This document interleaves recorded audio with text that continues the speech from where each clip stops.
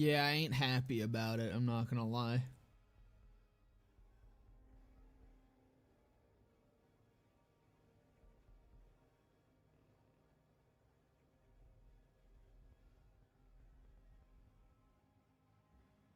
It, given the last DLC, it was kind of predictable. I think it was predictable given how much Gearbox is bending to the will of everyone. I don't think it was the original plan.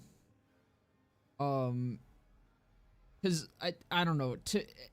One, I don't trust them just in general to not fucking ruin the character as they've done many, many times already with this game.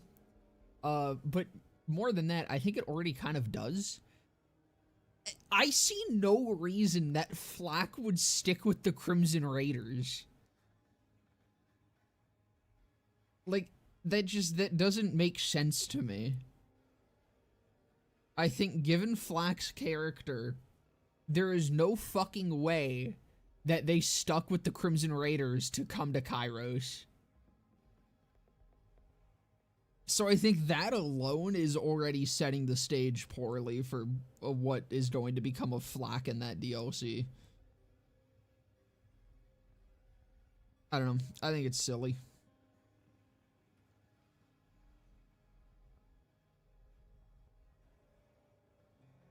Like, Flak is just such a Pandora character.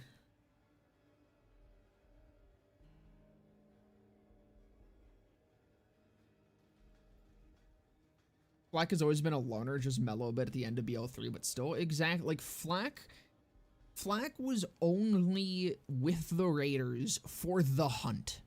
They were for the Raiders for the sake of the hunt. Flak wanted to kill bigger fucking beasts.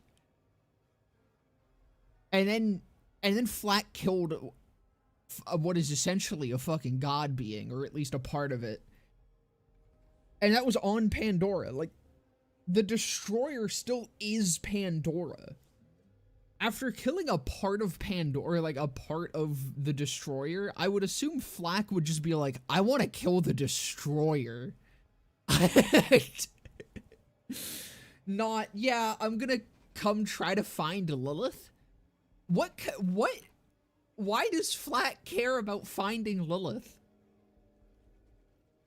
Why is that something that Flak would at all be interested in whatsoever? I love his echo log. Yeah, I think Flak's a fantastic character. Yeah, bro just wants the thirst of killing shit. Like, there's no motivation for why Flak would be on Kairos with everyone. It makes no fucking sense. I think it's silly, and I think it's just them trying to hold on. No cam today. I need to that off there. I think it's just because everyone fucking wanted Flak. Everyone, like, the number one thing I remember from early on was everyone like, where's Flak? Where's Mose? Where's Flak and Mose? I love Flak and Mose. I mean, Flak is like the casual character as well. The fucking casuals love that man. Or that, them, excuse me.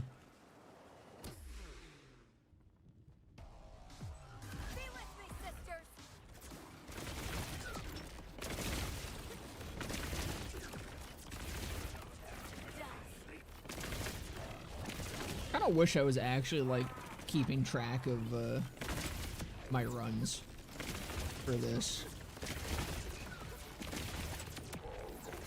because I think I'm well over what or how many runs it took for me to get my first fucking pro sourced at this point. I just didn't think it was gonna take this long, so I wasn't fucking paying it, or I wasn't tracking it, and now we're 3 streams in and I'm still not tracking it.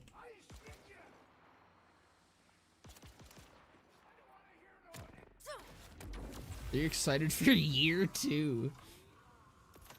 Was that something actually talked about on the devcast, or is that a little joke of the fact that there definitely is not going to be a year 2?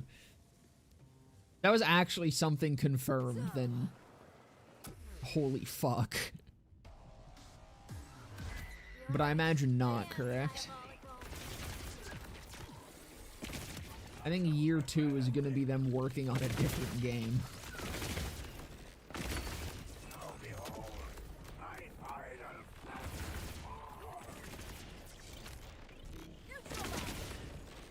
Right, I forgot. My fucking vault card is on the wrong goddamn vault card because this was never fixed still. This still somehow hasn't been fucking fixed. Good lord.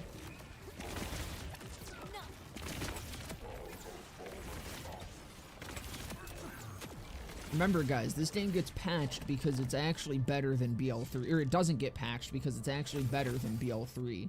BL3 needed the patches, alright? This one doesn't.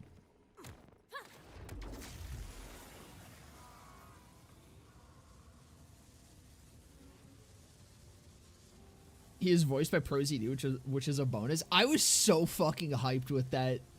That was one of the best fucking things to come from like the most hype things to come from the initial launch cycle of 3. It was when it was announced that fucking ProZD was voicing him. I got excited. I love that guy. Year 2 is confirmed. Randy said it to me. That's awesome. I didn't know that anyone else also got fucking telepathic messages from Randy Pitchford. I thought that was just a me thing. Makes me feel a little bit less special, but that's still pretty cool. That he just goes out of his way like that to be involved with the community.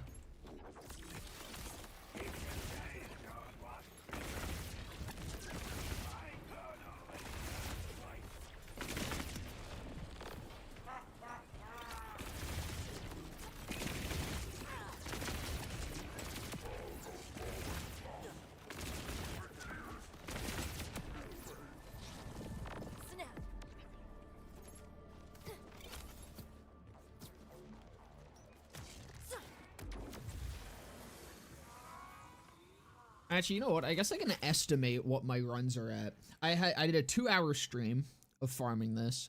I probably spent maybe like 40 minutes in the first stream farming for it. It's probably about a minute per run. So what is that, 160? I'll open up my counter and we'll start it at like 160. Actually, we'll start it at like 200. I think 200 is a safe bet.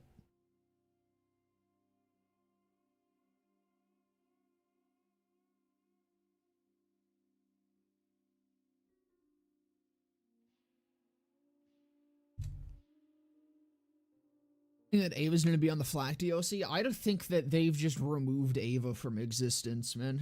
I think that it's just they're done with her.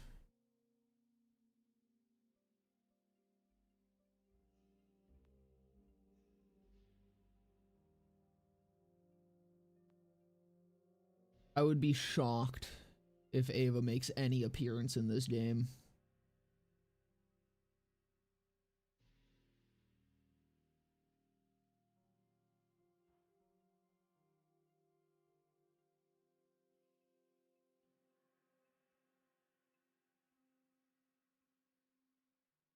Mose, please. I need to see Mose. I think Mose, there's an echo log like that kind of confirms that she's not on Kairos. I'm pretty sure. I can't exactly remember what the echo log was, but I think that's what I got from it, was that Mose was not with the Raiders when they went to Kairos.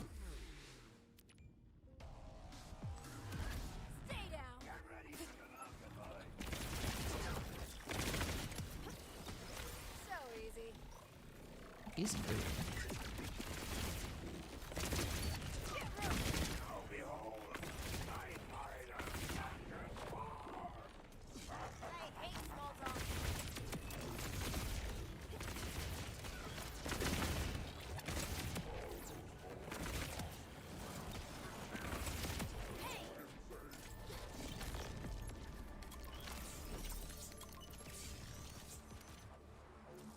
What is it? Page up?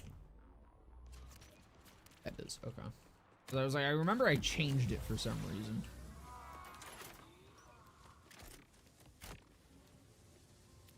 I never want to be, or I never want the Ellie DLC to be canon, killing Pickle and pretty much ruining Moxie's entire character, when she always been one of the most consistent characters in this franchise, not massacred.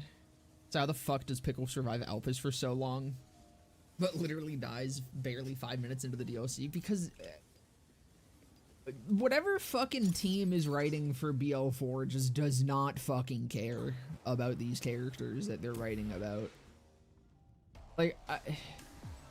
Like you said, Moxie's one of the most consistent fucking characters in this franchise. And somehow in that DLC is like the first time they've ever just completely fucked her. That entire DLC feels like it was fucking, it was a beach episode. Like, it just feels like it was written to be fan service. Like, which is so weird because it's clear that these people know how to write Moxie, but like, then they just don't. It feels like it was written by people who had a basic understanding of these characters and were like, well, people like these characters, so let's bring them back without actually giving a single fuck about what the character is.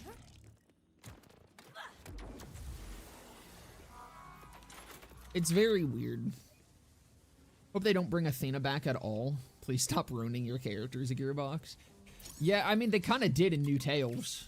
There's a brief scene where she shows up as apparently the Hyperion CEO. Which, you know, that 2-second scene also kind of fucking ruins her character.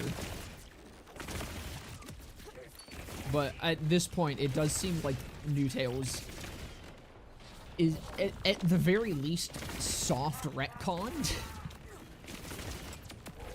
I don't think we're ever gonna see anything from New Tales ever again.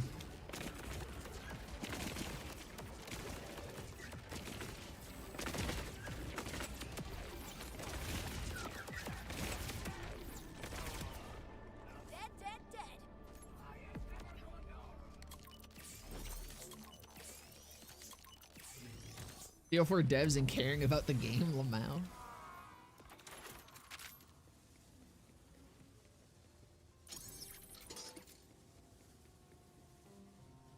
Flack is coming, so why not Mose? He wasn't either. I mean, I don't think Flack should be returning. I yapped about it at the start already, but I think it's so stupid and immediately out of character for Flack to even be on Kairos.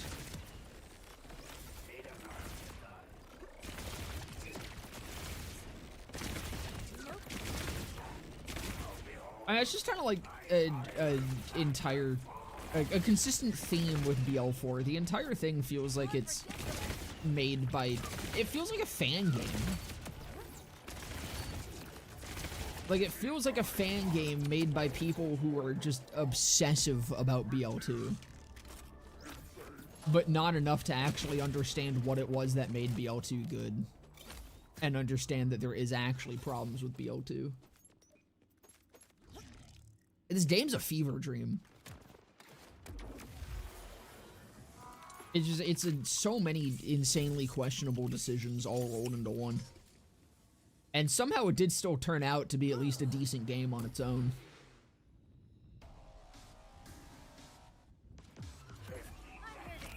What are you farming? I'm farming the pearl for this DLC. I still haven't gotten it, and the Bounty Pack 4 is coming out next week, so I'm like, I need to finish this one. Also, the Raiden just seems ridiculous, and I really want one.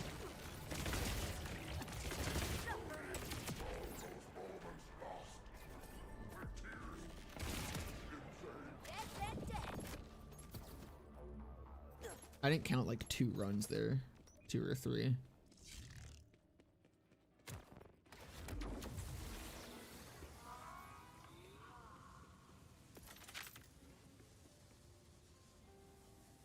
When the Borderlands character is playable, they're badass and capable, but the second Gearbox makes them an NPC, they become a silly goofball. That's why I kind of liked the,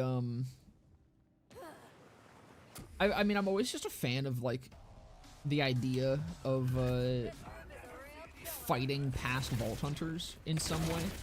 Like, I don't know, I think it would be hilarious if you just have Salvador return as a fucking raid boss. And he just swamps between, like, Pimpa-Habbing and fucking Grog Herald and shit. It would just be a good meme. But I really like the Kree DLC. Because it gave you a way to, like, fight Lilith and Mordecai and Brick. And they were pretty damn fucking strong. I thought that was cool to, like, actually see them fighting with their abilities. Which isn't normally something you get to, see often.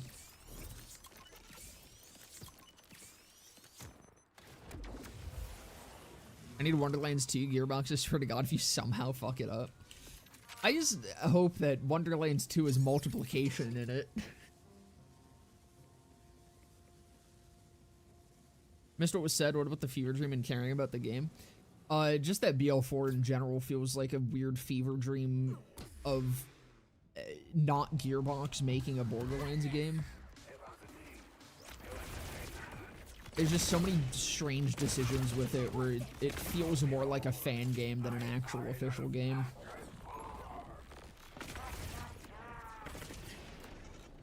And then, you know, just the complete lack of support.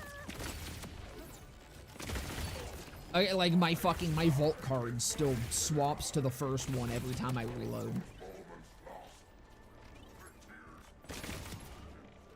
It's been a problem for, like, literally the entire time that vault cards have existed. Well, I guess really the entire time that we've had a second vault card, but...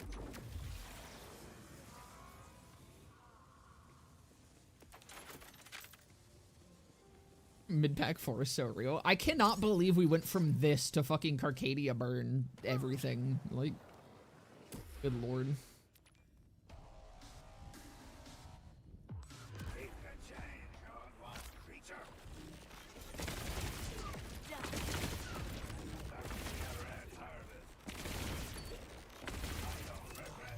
Is this the end of the pack? This is the final boss for Bounty Pack 3. Which is easily the best bounty pack so far. At least to me. And we're immediately taking a fucking hit because Bounty Pack 4 looks like absolute ass.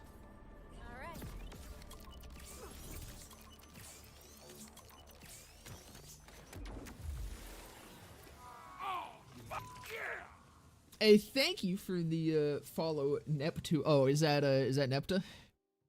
Appreciate the follow. Just confident that Zane's BP is the best one. There's just no competition.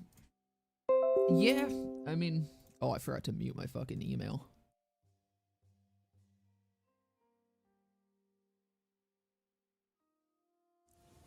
Been downhill since 2. I don't know. I really like 3. I think 3 is the best Borderlands game ever, and probably will stay that way. I think 2 has a lot of fucking issues. It does not age well whatsoever. I find it really hard to go back to 2.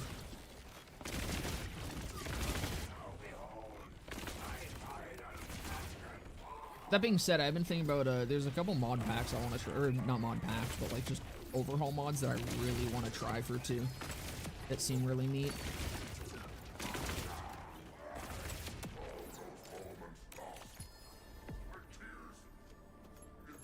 Probably a fucking world drop. Yep, that's a Herald, not a Raiden. Very cool. We love Zanehead, true. I need me some sloppy fucking Zanehead, god damn!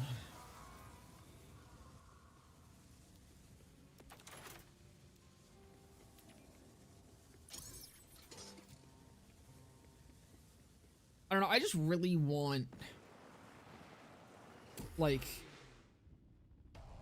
what if we got a bounty pack with, like, any interesting enemies to fight? That's cool. Like, legit, the biggest problem with the bounty packs, I think, right now, is that all of the enemies have been shit we fought before. It's all just been order enemies and fucking ripper enemies. We have a third enemy type now. If they don't want to make a whole new fucking enemy type for a bounty pack, like, that's chill. You don't have to. Give us the doll enemies. They were actually fun to fight.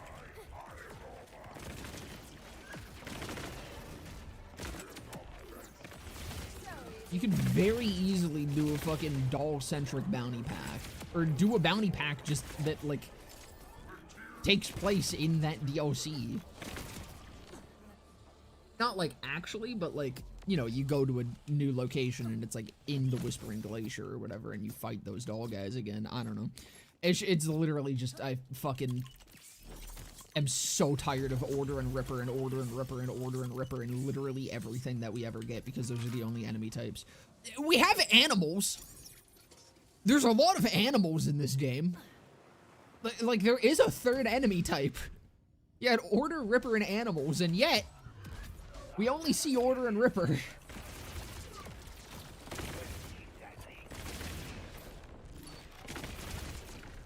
Granted, none of the animals are, like, super interesting to fight, but it's at least something that could fucking shake it up a little bit.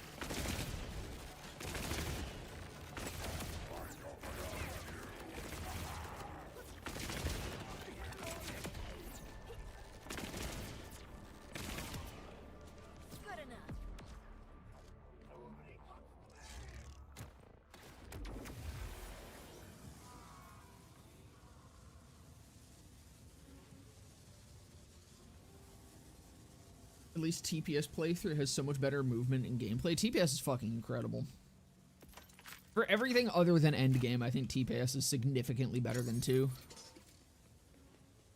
That BO3, I can get a fucking poop rocket. Also, elemental effects look cooler. You can get 2 poop rockets.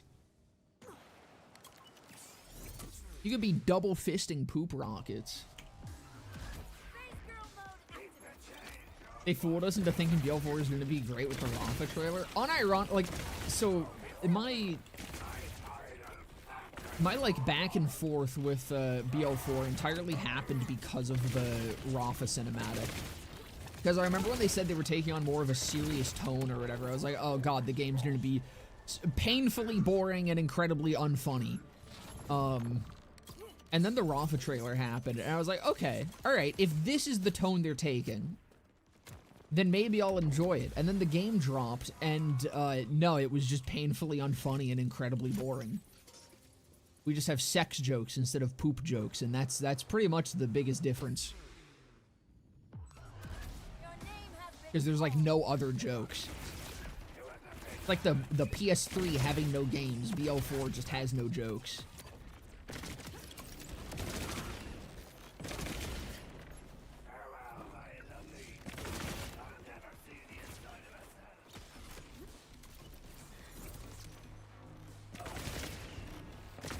This is an unfortunate run. This is a deeply unfortunate run.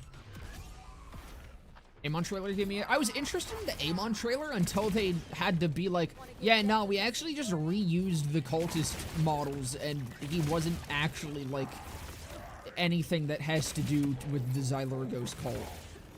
Or, like, the cult of Githyan. I think that, like, that completely made me lose interest in that fucking trailer. I thought it would have been awesome to connect Amon to the fucking cult of Githyan.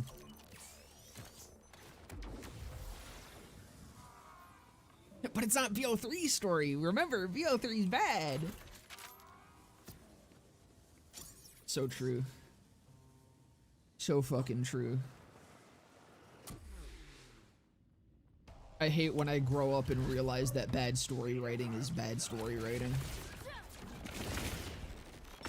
But because I was a young child with my bad story writing, then my bad story writing is the good one. And the modern is the actual bad one.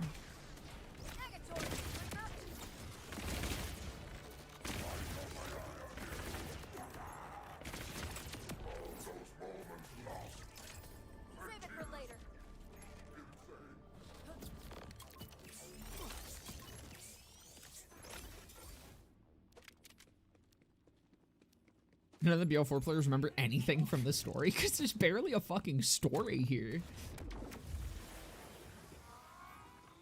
I mean, so the thing that I find really weird is all these like a lot of the BL2 story good argumentation really just started like when BL3 came out. I understand, like, yeah, if BL3's story was bad, people would be talking about story more, but when I started playing BL2, I more so remember a lot of people being like, yeah, the story of these games isn't that great, the story writing kind of sucks, but, like, Jack is funny. And then suddenly it shifted into BL2 is a masterpiece of storytelling, and Anthony Birch is an amazing story writer. When I remember people being like, man, Anthony Birch somehow got lucky to write something this not terrible. Like, I don't know. I don't know. It was very strange to see just the way a lot of things about 2 got talked about differently after BO3 came out. And I think a lot of the hate for 3 is very manufactured.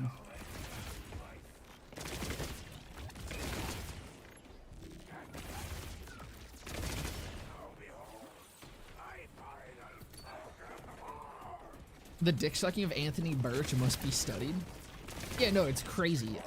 Yeah, he did. I think he wrote TPS, right?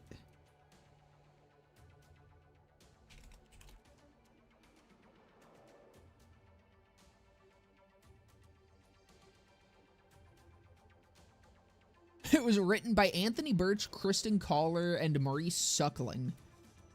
That man's name is actually Maurice Suckling. So that's, okay, so Anthony Birch was the lead writer of BL2, but TPS had 3 people, apparently.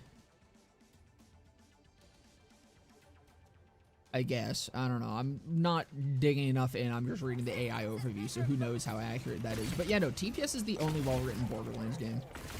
TPS and Wonderlands. But even then, as, like, good as TPS is, or as good as Wonderlands is as well, TPS is, like, leagues ahead. And those are the only 2 Borderlands games I think are genuinely well-written stories. I think everything else is horrible. But they're entertaining. That's the thing that matters to me, is I don't care about the quality of these stories as long as they're entertaining. BL4's is not entertaining.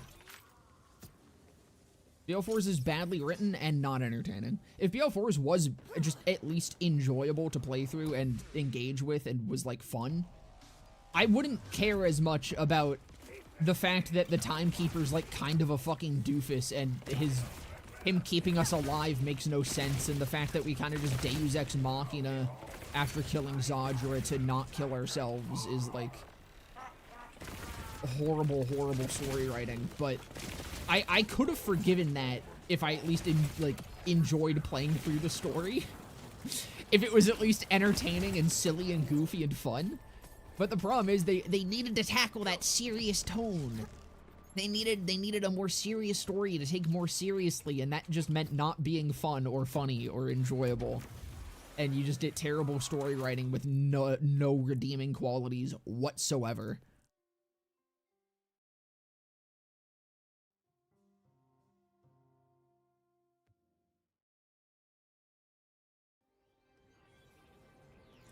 His origin story is he is jealous that everyone else could do what they wanted. Like, that's why I don't care about, like, there's so many issues in BL2 and BL3's story. The major ones that I think both have is just underutilization of their villains. I think BL2, Jack only becomes an actual threat after Bunker and, like, after you kill Angel. That is when Jack becomes an actual fucking villain, rather than just an antagonist that sits there and quips. Jack becomes an actual villain for the last, like, hour of the game. Last, like, hour or 2 of the game. That's the only time Jack is, like, actually a good villain, I think. Or, like, an intimidating villain. With the twins, Troy should have betrayed Tyreen. Like, they obviously set up for it. It's well known that it was just, like, it was cut. And that was the original plan. Because of, like, audio files that were left in. And I think that would have been fantastic if they went that route. I'm able to not give a single fuck about either of those issues because the stories are fun. They are not well written. They're not these deep masterpieces of storytelling. They're really stupid 90% of the time. And there's a lot of fucking missed potential in them. But I don't care because I enjoy playing through them. I find them fun, I find them engaging enough, and I find them silly and enjoyable. I cannot say the same about BL4.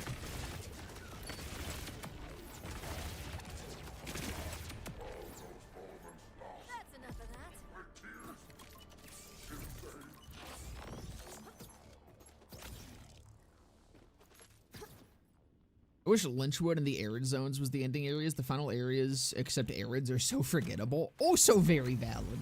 Lynchwood's dope. I think Lynchwood is probably one of the single best maps in BO2.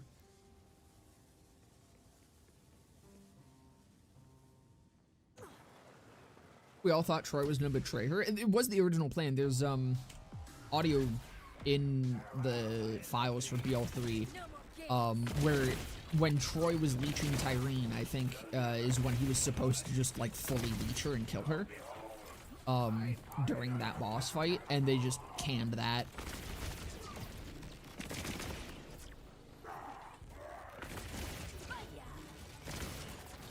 And again, I don't mind the way that it did go. I think it would have been better with Troy doing that. I think it would have been a bit more interesting, but, like, I'm totally fine with Tyrene being the final fight. I'm very okay with the way it went. I think it's a little odd that they still left in, like, the hints of the betrayal. I think it is good to show that their relationship isn't, like, perfect and there is some fracturing there. And that's likely what ends up, or, like, leads to them losing, is the fact that they aren't 100% on the same page with each other. I don't think it was told perfectly, but again, like, the story itself, even though it's not well written, is interesting. It's an interesting story with interesting characters. And it's the same with 2. It's an interesting story with with interesting characters. BL4 is a really bland and boring story with very bland and boring characters.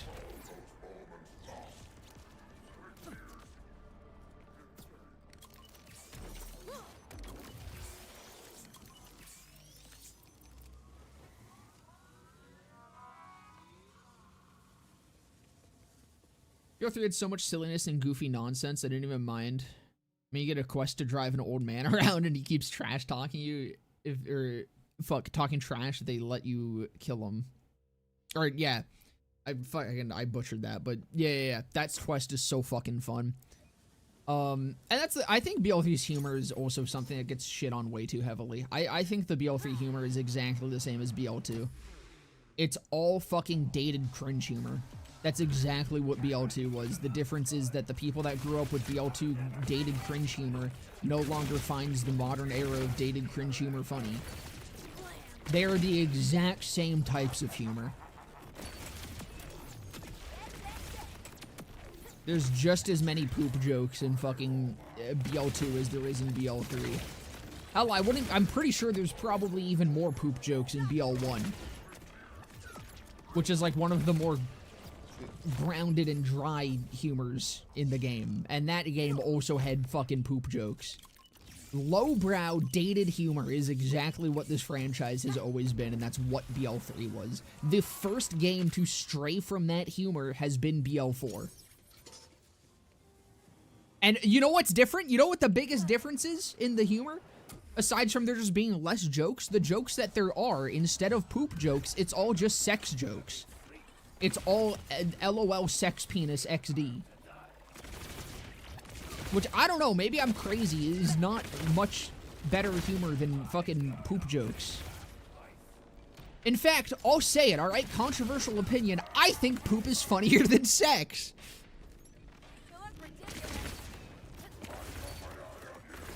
Crucify me.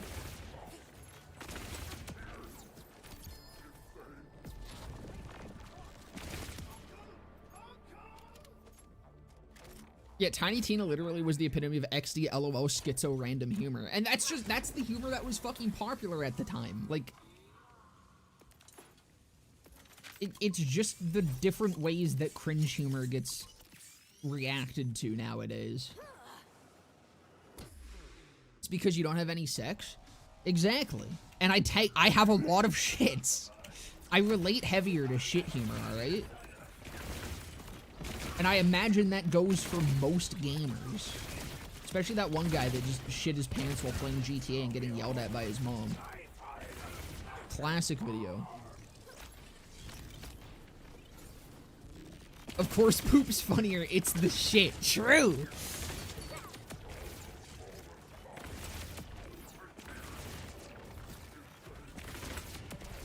I've not been counting up. Let me just add a couple onto there. I really need to get used to the button being on that side of my keyboard.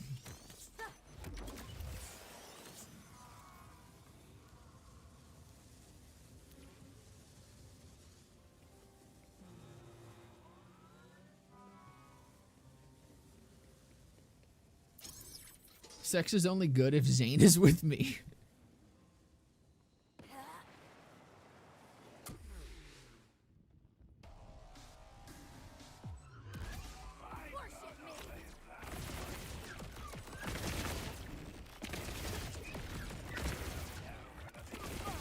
And you know what's hilarious? See, this is just proof that the poop jokes are funnier, alright? There's one fucking poop-related joke in this entire game that I can remember at least, but I'm pretty sure it's pretty much the only one. It's also just so happens to be the most memorable side quest to me, which is the Genevieve side quest, where she's in a fucking toilet. That is genuinely one of the only side quests that I can remember from this game.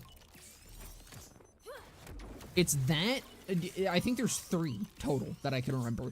It's the Genevieve side quest, the Dunks side quest, just because Dunks is my fucking goat, and the side quest where you're, like, putting a band together. Those are the only 3 side quests I remember in this game. Everything else was so fucking bland and boring. Why are you fighting a giant floating head like it's fucking Mario teaches typing? This is actually Zane teaches typing, okay? And sometimes he sticks out his tongue and goes, "Eh!" Do you watch? There he goes.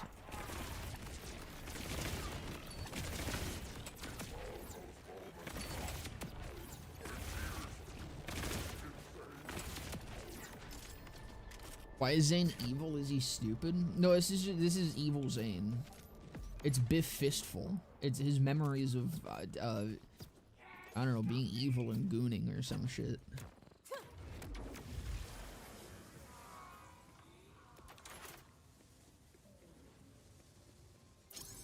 Yo, before I spent hours trying to farm a legitimate masher, Jacob's pistol was dataless shotgun part, and when I finally got it, it was garbage. Classic BL4. Sounds about right.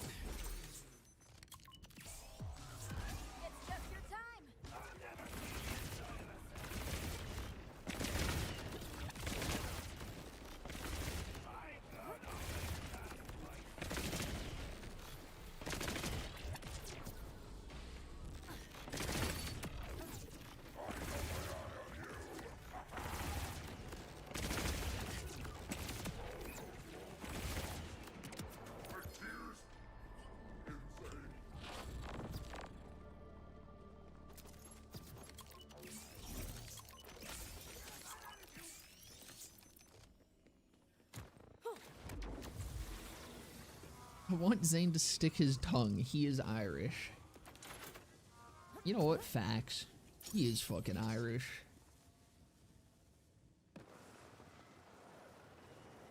Fuck! I was...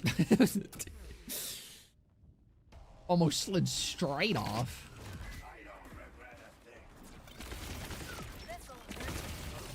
I'm excited for more Levain in the next bounty pack, just as Levain is like one of the few characters introduced in this game that I actually like. I'm just really not excited for it being... I don't know, man. It looks like it's probably the most bland bounty pack since the first one that they gave us for free. Remember when that bounty pack sucked so hard that they gave it to us for free because it was literally just like a fucking retextured, not even retextured, it was just a fucking order bunker with Christmas lights put up. And they gave us that for free because it was fucking nothing.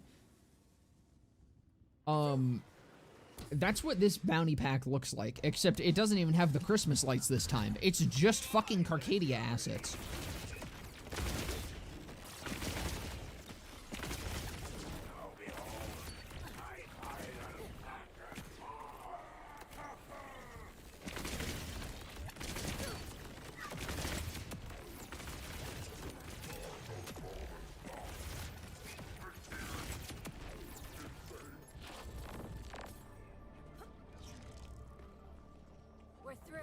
Yeah, how Rush City Mercenary did.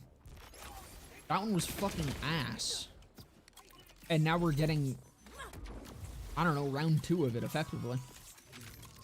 It's just completely reused assets.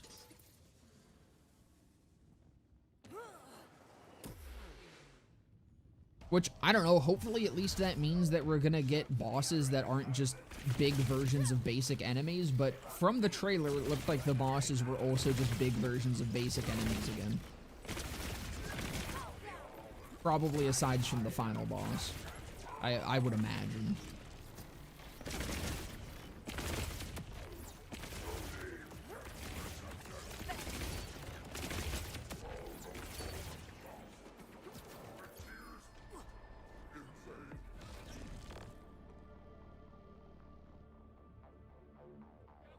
First brick house that I've gotten today.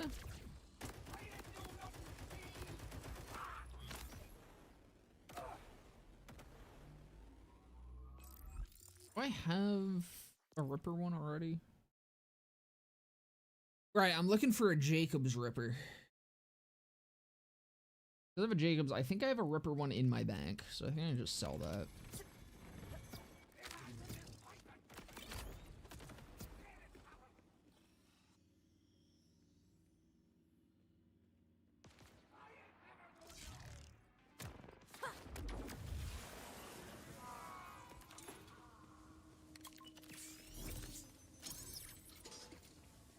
When are we getting Handsome Jack's Twerk Off DLC? God, I fucking hope so. I need to see that boy oiled the fuck up.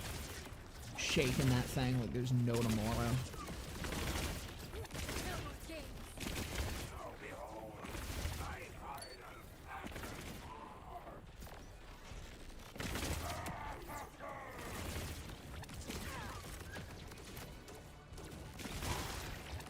Better yet, what you do is you have it be like a Handsome Jack look-alike contest, where part of it is shaking ass, and you call it the Handsome Jack Off.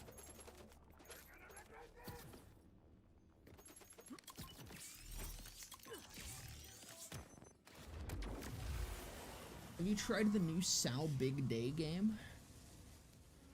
I have not. Is that better than Borderlands 4? Hold on, what is that? Is that on Steam? Sal Big Day. 0 results. Are you lying to me? Are you lying to me in my Twitch stream?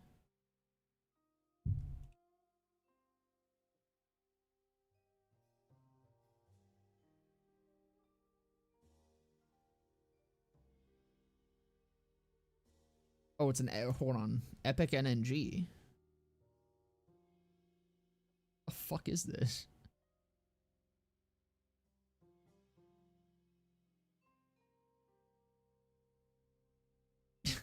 What the fuck is this?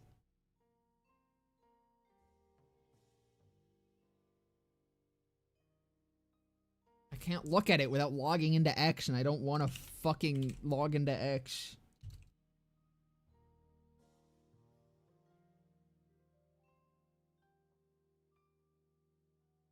Is this even real?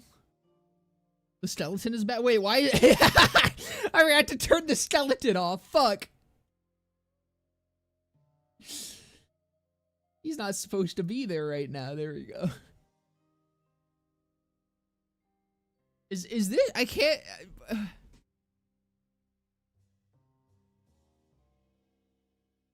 I can't tell if this is a fucking joke or not. Because I can't look at the rest of the fucking tweet. I don't care enough to log in.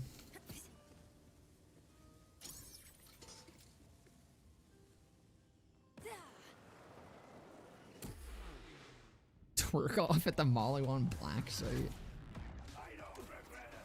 I mean, like, Wotan's absolutely securing that dub. Easy claps. Valks have absolutely no chance.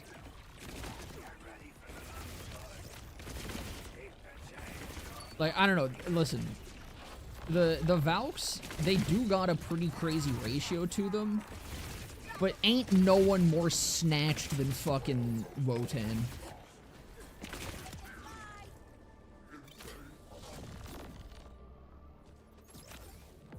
Wotan got some fucking ass on him.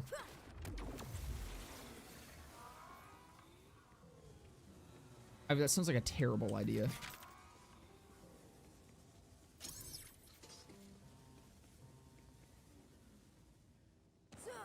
Hope they buff Rafa soon. He feels so much weaker right now than everyone else. I feel like he can barely hit the timers for most of the end game without the Golden God build or some bugged interaction. I mean, that's most builds.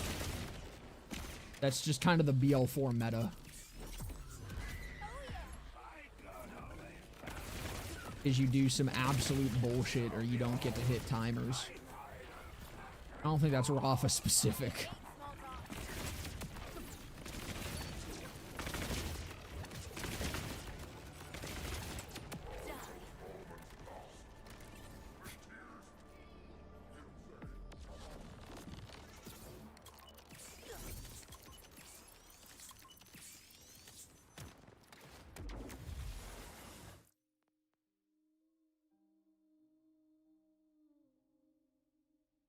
The itch.io link. I can play it in browser. I don't even have to download it. Is this just a Salvador Survivors game?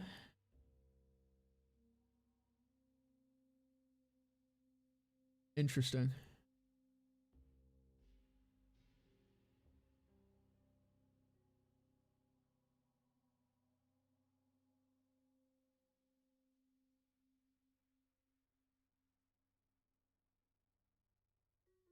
You have a favorite or most nostalgic section of the game or main story mission from BO3? Main story mission, I really like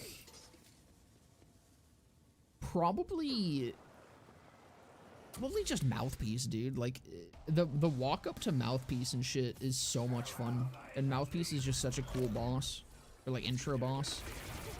I think there's three things. It's either the Mouthpiece walk up, the just entire Carnivora section I think is really good, like from the Splinterlands onward. I think I fucking adore Carnivora. And Lectra City. Although I guess Lectra City isn't main story. But I don't know, you said most nostalgic section of the game or main story mission. So yeah, I think those are like my top three: Mouthpiece, Lectra City, and just the entire Carnivora section.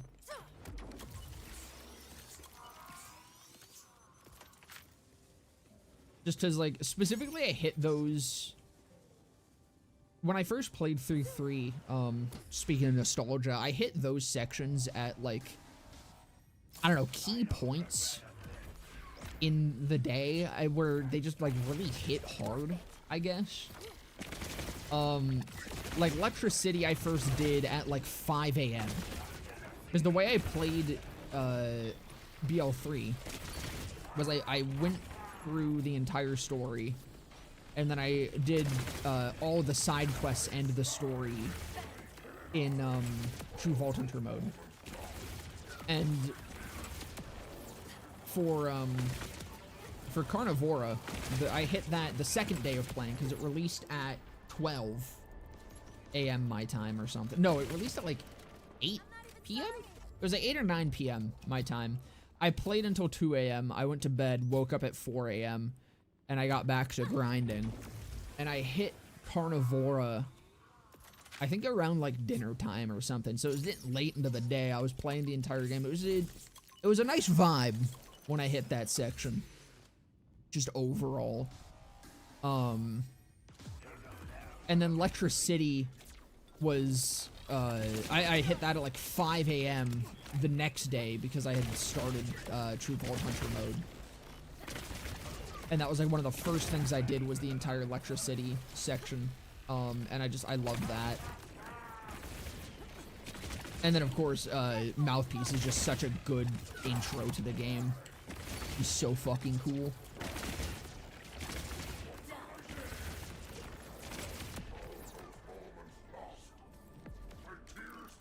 Can't lie, Eden 6 is my favorite part of BL3. If we're just going off of like overall planet, Eden 6 is up there for me. I fucking love Eden 6. Promethea is more boring than Eden 6. I really like Promethea too. I kind of wish there was a little bit more to Promethea. But I love driving around the city. But you know, Eden 6 I fucking love. I don't super get the issues a lot of people have with Eden 6. Because I know the big one is that it's like long, but I don't think it's that much longer than anything else. Usually during a playthrough I get through Eden 6 in like 2 to 3 hours. Or no, 3 to 4 usually. Which I'm pretty sure is about the same amount of time you spend on the second section of Pandora.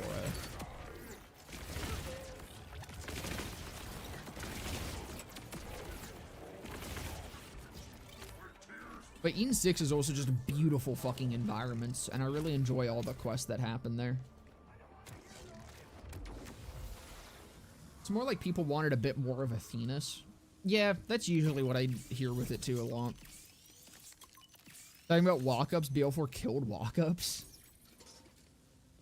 I like that even fucking have it. I don't know. I think something that BL4 really needed was more fast travel stations. Or just the ability to let you fast travel to the fucking, what's it called? Like fast travel to the, Moxie machines. Like BL3 still had some walk-ups, but usually they weren't super huge. BL4 has some fucking massive walk-ups and all of them suck dick.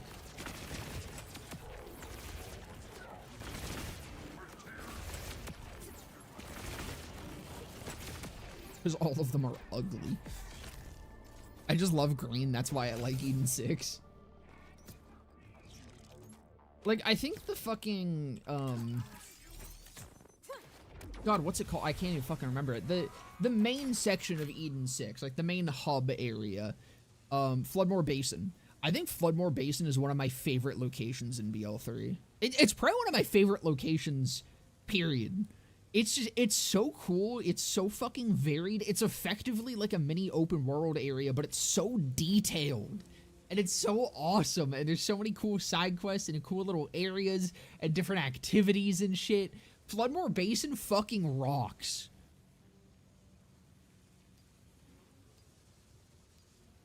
I feel like we were supposed to explore more of Athenas, but it got cut in development. Well, the thing with Athenas is, like, it's stated that most of Athenas is uninhabited. Like, the monastery is pretty much the inhabited part of Athenas. And it would have been cool to, like, do some stuff in the wilderness, but I don't know. I never really minded how short Athenas was, just because I think it's such a beautifully designed area. But I get my, like, immense amount of enjoyment out of it, and then I'm chill.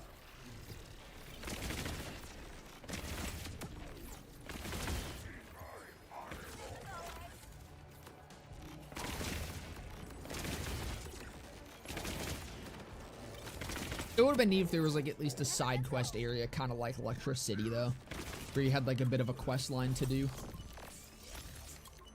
Just to give it something a little bit more.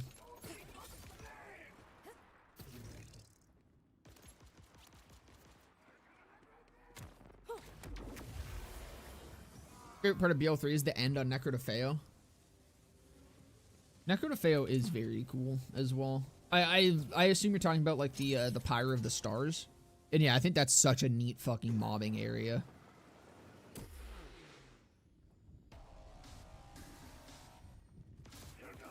Not to mention in Eden 6, we can fight a dinosaur. That's fucking awesome.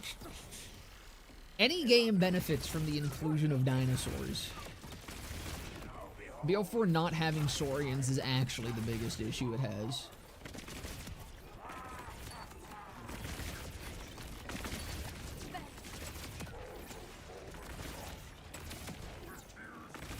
I think it also suffers from not having any dusted women in jars.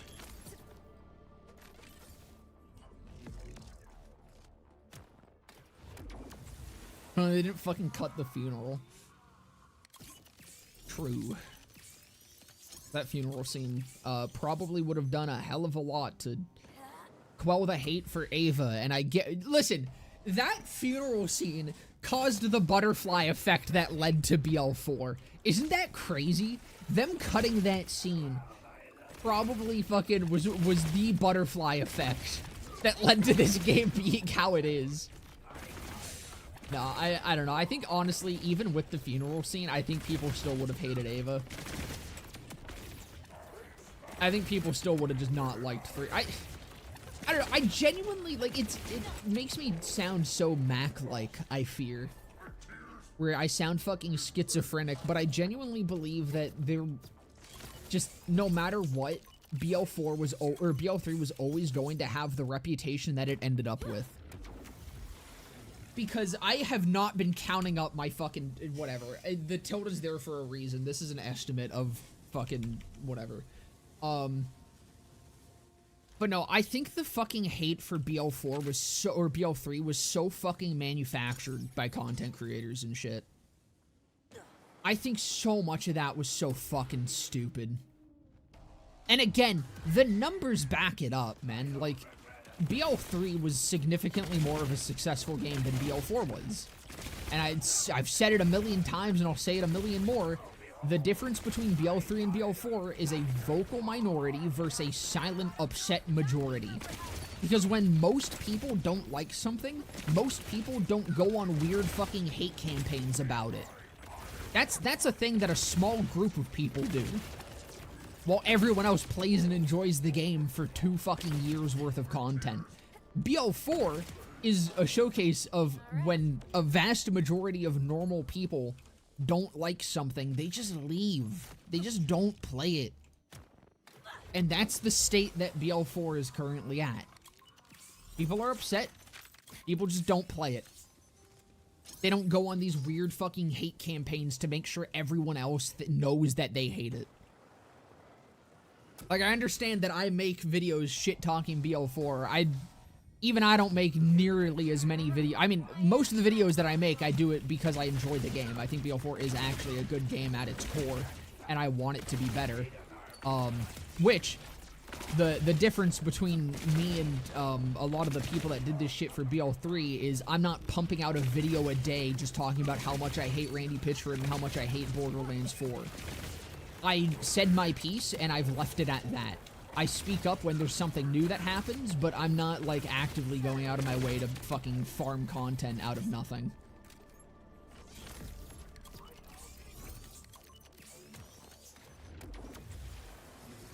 Necrodefeo ambience is such a vibe. I love the intense loneliness the planet transmits. It's so fucking good, man. Visually, Necrodefeo is incredibly designed. And yeah, no, like, visually and the music as well. Ugh. Necrodefeo rocks. That's also probably up there for the nostalgia, or nostalgic areas, because, man, the first time you hit Necrodefeo, like, one, it's hype as fuck, man. Going to Necrodefeo, the Iridian homeworld, like, visiting that shit is just hype. Like, that's such a cool moment, and then you get there, you don't know what to fucking expect, and then you just see it. It just rocks. It rocks so fucking hard, and then Molly won? I love Necrodefeo. It's such a cool part of the game.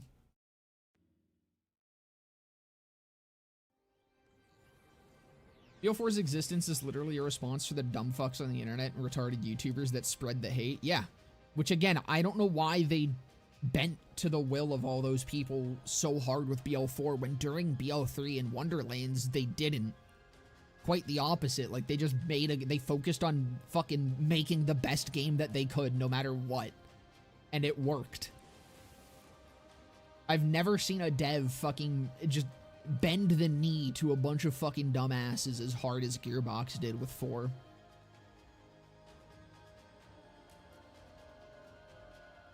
This is why I do not believe the silent majority argument from those from chuds who scream loudly that they represent those people.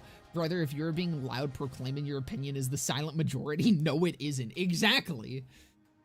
I mean, it's like, isn't that what was fucking being said about this Odyssey movie or some shit? People were like, nah, go woke, go broke. There's like one trans dude in this movie. Everyone's not gonna see it. It's gonna bomb at the box office, and then it did like really good. Like, that's the problem with the internet, is it amplifies opinions to a degree where you start to think, oh, this is actually the majority, when no, it's just a very loud group of fucking retards that have all the time in the world to sit there and spam out bullshit about their opinion. And then it gets amplified through algorithms because fucking rage bait is literally just what everything is built around nowadays.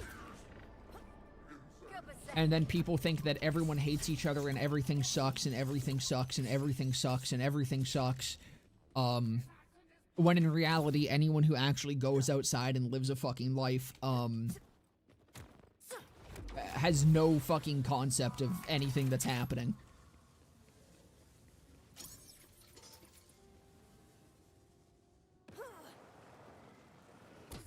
Combat music and Necro DeFeo is peak. I mean, just the music in general is fucking peak, man. Entire soundtrack of that game just bangs.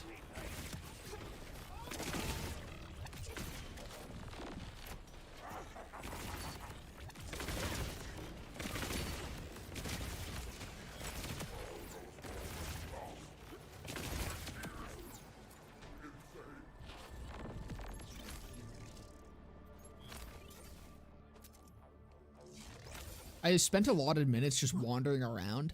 Yeah, that's something that, hilariously enough, I did significantly more in Borderlands 3 than I've done in BO4, the actual open world game.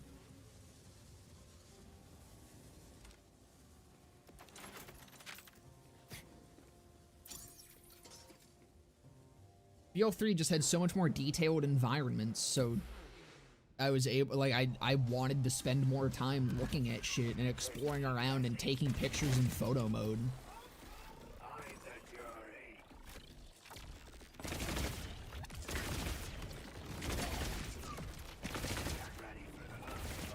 I mean, BO3 had a whole ass fucking roller coaster that you could ride and do a minigame on to get extra loot that had nothing to do with any quest ever.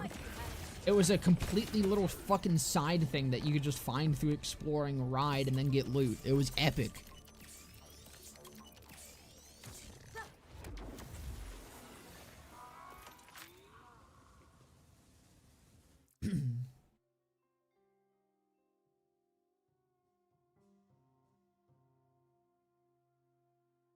People need to get off the internet for a while, so an entire month without internet would do wonders. Would only be bad because we wouldn't get content from you. Aw, thanks.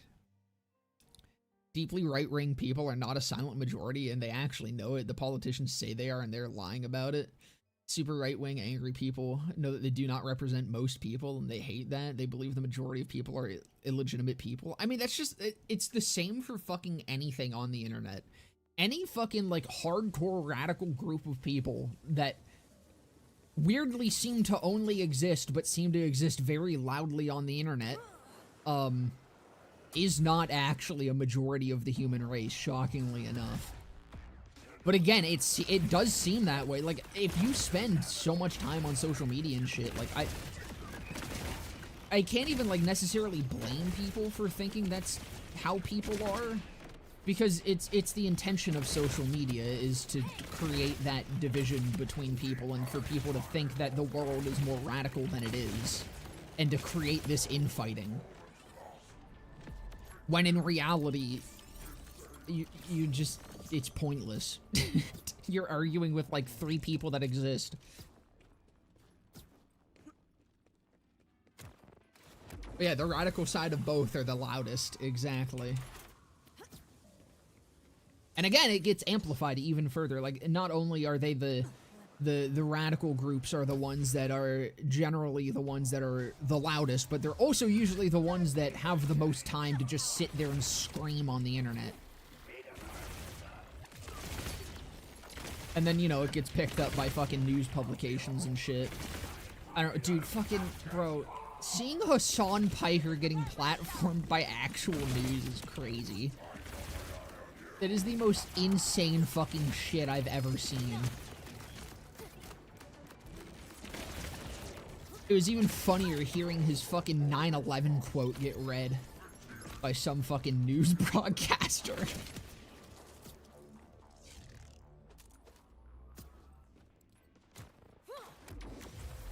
Bring back forums.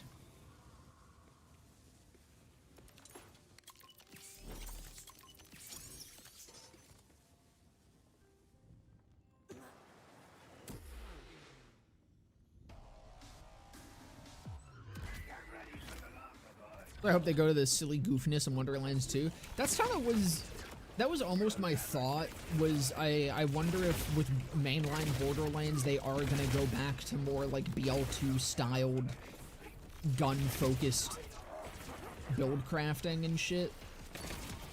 And I mean, to me, generally being significantly more boring and less interesting in terms of build crafting and build diversity and shit. And then if Wonderlands is going to be where they put more of the BL3 style aspects,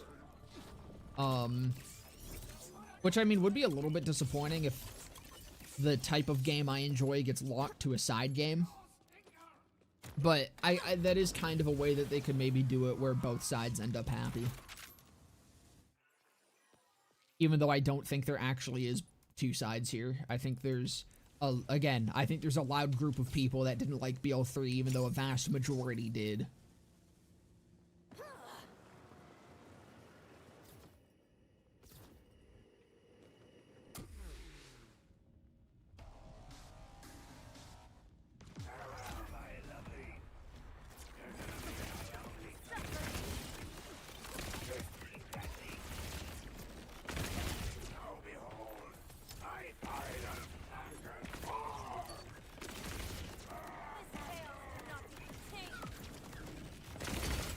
Bring back the early 2000s. I mean, like, legitimately, the thing is with the internet and shit, I don't know why this is where this stream has devolved into, but, like, I think the biggest thing to really look at with what has changed, because there's a lot of people that are like, oh, you're just nostalgic for older times. No, the biggest and most obvious change from the early internet and just early culture, or like early 2000s culture and now, is the fact that it was, I mean, just look at the prevalence of punk music. People were upset at the system, people were upset at governments, people were upset at world leaders, and that's where anger was focused towards. People were a lot less divided overall, and more so against a common enemy. And nowadays, it's just all infighting. No one gives a fuck about what the government is doing because everyone's too busy fighting with each other. Everyone's too busy screaming about pronouns and trans people in movies and all this other shit to actually, like, care about the people that are pushing them to scream at each other, you know? Like,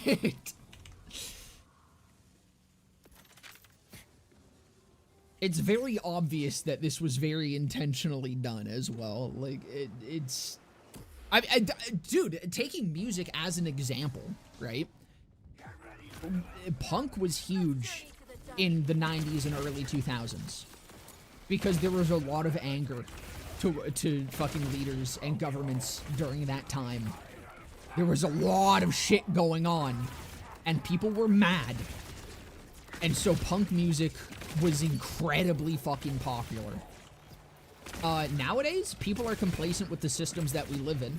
And you want to know what is more popular than ever? The aptly named pop music. The most sanitized, fucking produced, illegitimately fucking pushed, like, music possible. The most sanitized shit that you can just, it's complete fucking slop.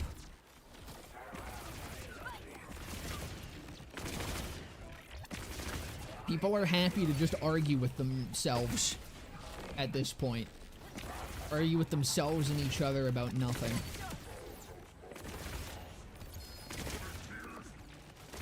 People want to worship political figures instead of fucking making them do better.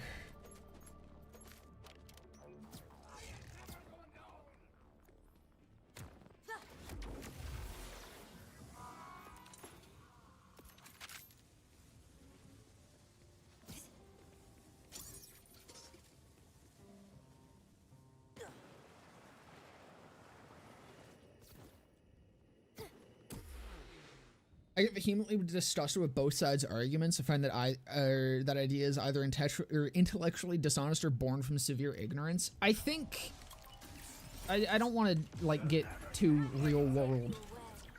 That's not what I do on my streams, and I'm just a fucking random retard. But I will say, being in Canada, there is truth. There is truth to both sides. We have a lot of fucked up shit going on here, and we're the complete opposite end of what's going on in America. But I think both are just as bad. I think both countries are in just as shit of a spot. It's just that we're like, generally we're better off socially, but in terms of actual like livability and country and that sort of shit, like, yeah, it's not good.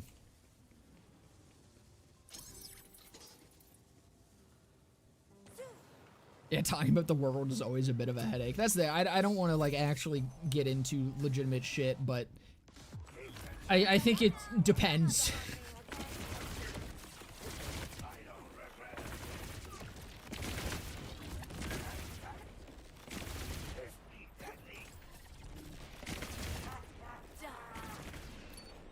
No matter where you go, it's a hellscape. That's kind of just what it is.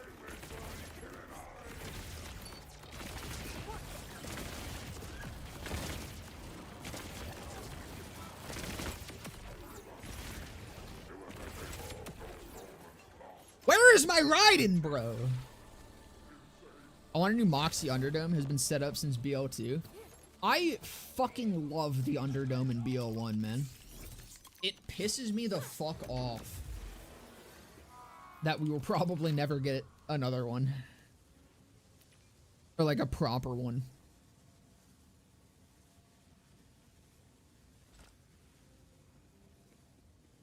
You like it? Yeah, I'm a freak, dude. I'm over here stroking my shit. I got lotion on my dick. I'm a freak, man. I love the BL1 Underdome. I think it's fucking awesome. If you want to hear like my full thoughts on circles and shit, I do have a video talking about it. I think it's how BL3 saves or slaughters is the title of it. Let me actually grab you a link to it. It's that and like my Mayhem video, I think, are my two favorites that I've made. Something I feel. Oh, that's, you guys gonna hear a little double briefly there. Apologies. I'll throw it in the YouTube chat as well if anyone is interested and hasn't seen it. But I talk about how I think BL3 like did a lot to really fix the slaughters, and I also yap about how I really fucking like the Underdome, and then I go into a concept that I have for how it could return. to make like an incredibly good set of or like incredibly good slaughter type endgame.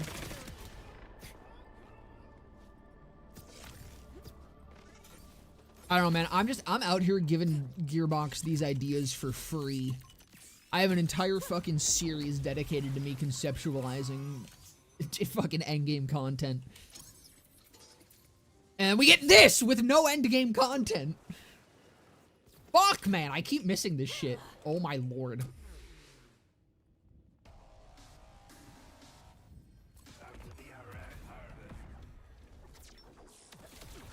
Is Samsara making me enjoy Amara even more? I would hope so. Samsara rocks.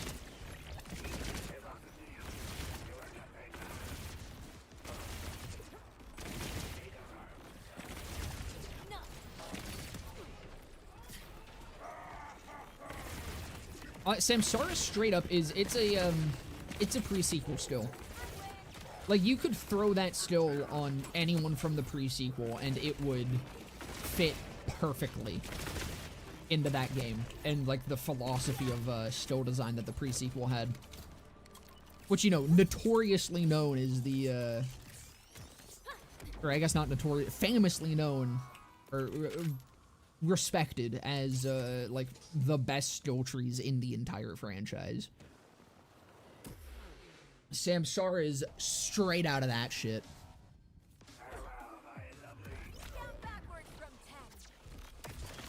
Mordecai canon-wise was the winner of the Underdome. Mordecai sure was hitting those G spots. I'm just saying, I seem to have accidentally, like, just, was drawn to playing the characters that canonically banged Moxie. Because in BL1 I played Zane. I don't think any of the BL2 Vault Hunters have a canon interaction confirming that they banged Moxie. Or did I say Zane? Zero. Or fuck. Let me start over. My brain is all over the place because that kill was nasty. As in, like, bad, and I had to use my brain. BL1 I played Mordecai. BL2 I don't think anyone canonically banged Moxie. BL3 I played Zane, who has a line about sexing Moxie. And then BL4... I'm not sure. I don't think there was anyone. And TPS, the first character I actually beat the game with was Timothy, who has dated Moxie, imitates the man who has banged Moxie, and likely by the end of BL3, or shortly after the end of BL3, probably banged Moxie.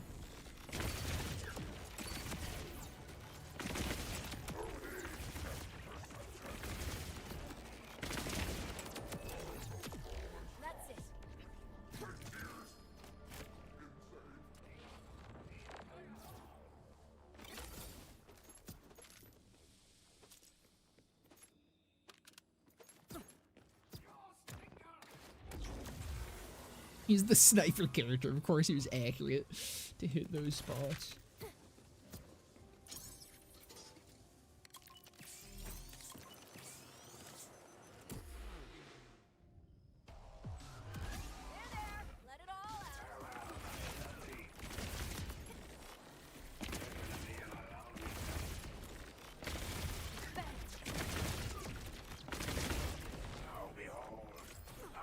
Is anyone aware of a memory leak in this game? Like, still exists? Because I'm starting to, like... It's getting chompier and chompier quicker, even after resetting. I'm noticing. Like, this is not as many items as there was the first time, and I'm already getting frame drops when I jump into the arena.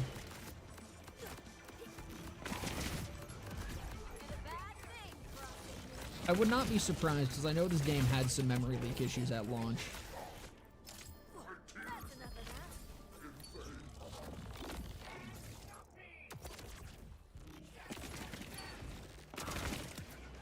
Like, this is not as many items on the ground as I had, I think in the last 2 times before I reset.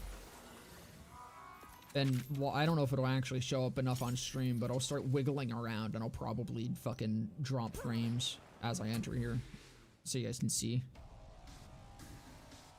Yeah, like I get there and I get fucking choppy. It's not bad because it kind of like sorts itself out, but it's definitely like happening faster and faster every reset.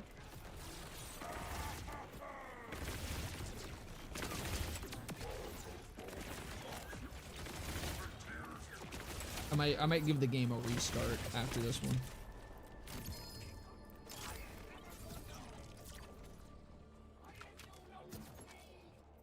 Yeah, I'm gonna give the game a full little restart. So Mordecai hates eating, this motherfucker anorexic.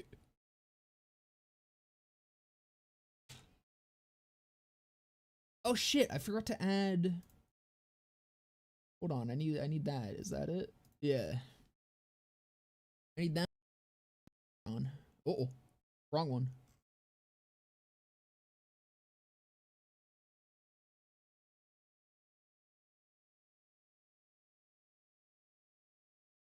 There we go.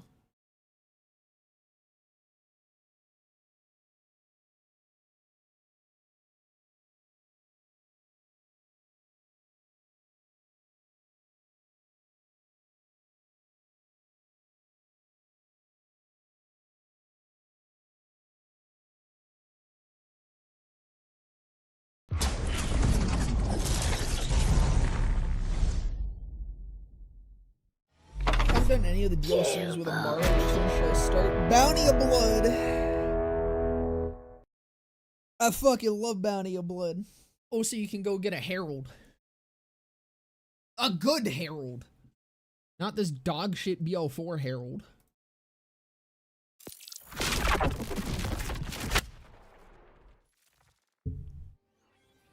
I'm expecting a regular show reference next time Mordecai ever shows up.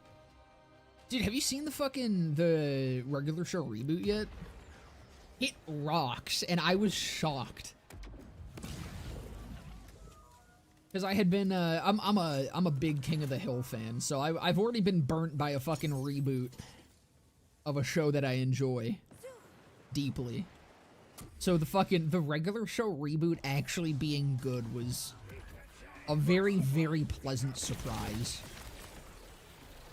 Okay, immediately just full-on freezing. That's cool.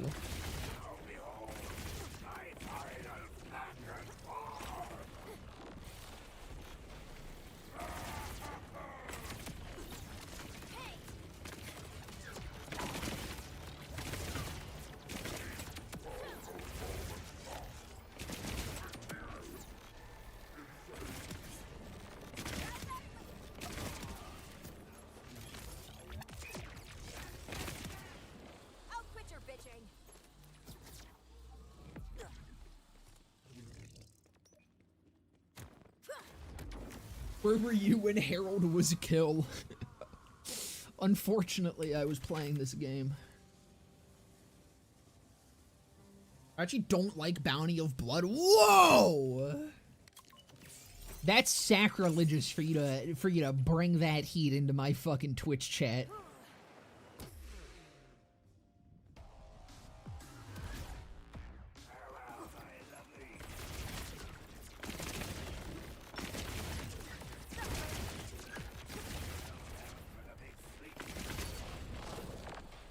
Grok, peel this man alive.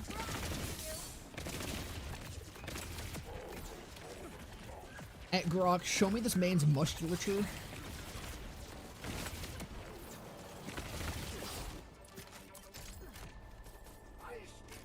It's just boring to me. I love Bounty of Blood. It is easily my favorite DLC in the franchise, if not just favorite DLC ever, dude. I fucking love Bounty of Blood so much. I also just, Rose is really fucking hot. I need them to, like, remake Bounty of Blood, but with Rose naked. I think that would be cool. Why would they reboot the show? Just continue the show? Well, so the way that they're doing it with regular show is because regular show, like, had a pretty definite end to it. during the initial run. It's continuing the continuity of that, kind of. It's called the Lost Tapes. I don't want to spoil too much, but it's going through, like, old memories that Pops has. So the episodes they're a part of the main canon timeline, but within the new show, they are not, like, they're not in order. They're ambiguously within the original show's timeline.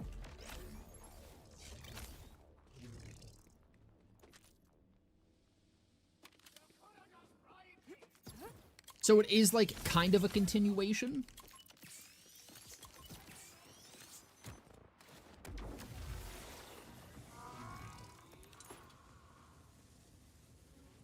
Didn't you have Rose as your Opera browser background for a while? Yeah, she is on my laptop.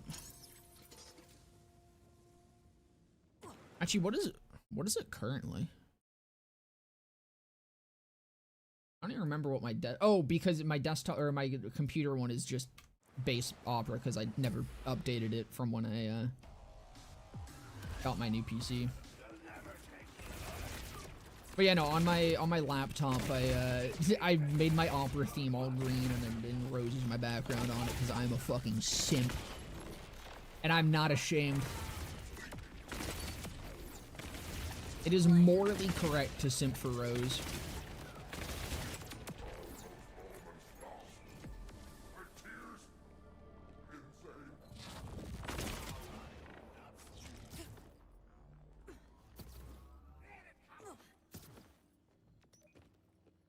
You got a glimpse that Rose is alive in BL4? Yeah, because of,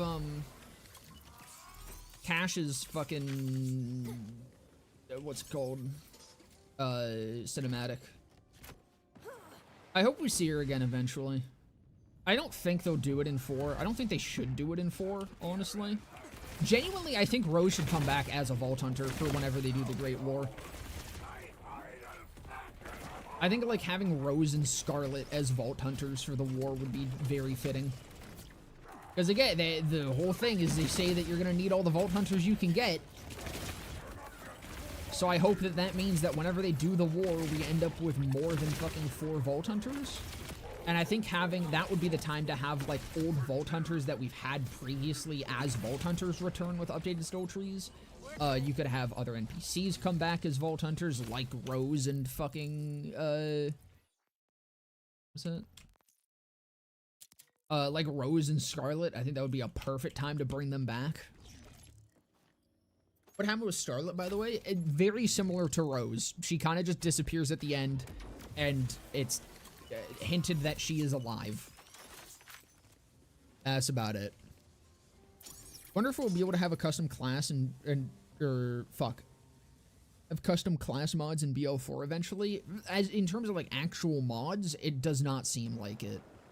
BL4 seems to be, at least from what Epic NNG said, he has a video talking about it, but BL4 seems to be incredibly locked down and difficult to mod.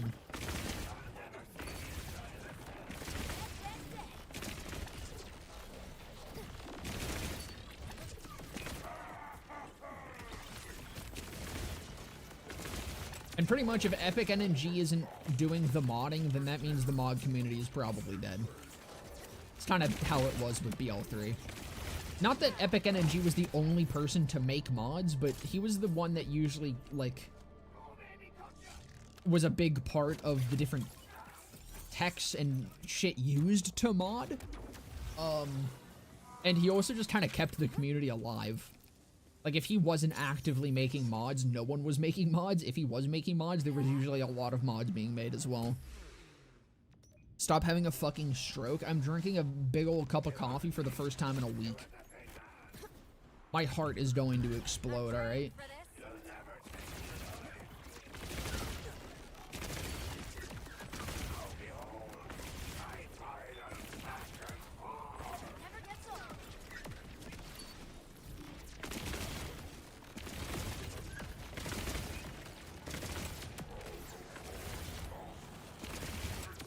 You know, I'm starting to have a feeling that I'm not going to get to the takedowns today again.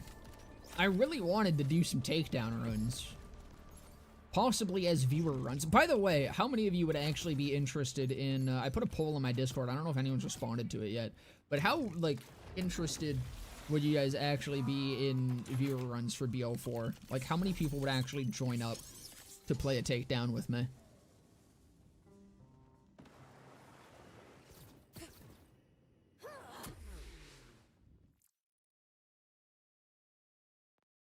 So you're trying to wean off, having coffee is not going to help. It's been the first one I've had in like a week. Almost. Gonna return to play TPS and BO3, need to experience those games again. They're both very good. Hold on. Let me catch up a little bit.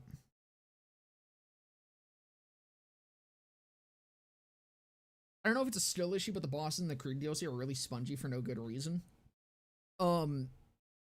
Yeah, they are. I kind of like them. I like having spongier bosses, especially because, like, the ones that are the biggest sponges to me are the ones in Castle Crimson, so I kind of like that the Vault Hunter fights are a lot more difficult. I think it's cool.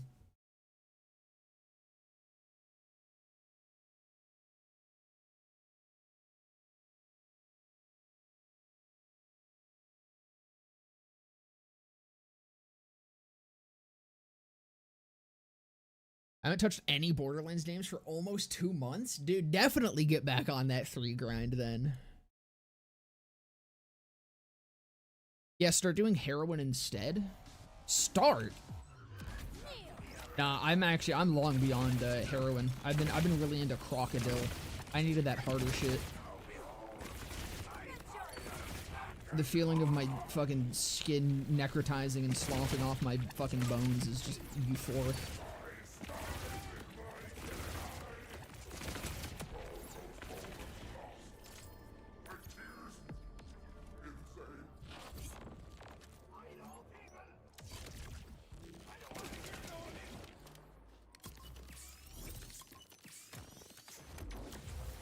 Anyways, Odibani of blood with Amara.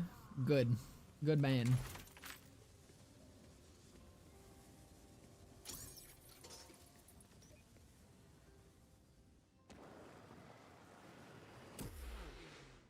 I'll revive you. I appreciate it, Ubats.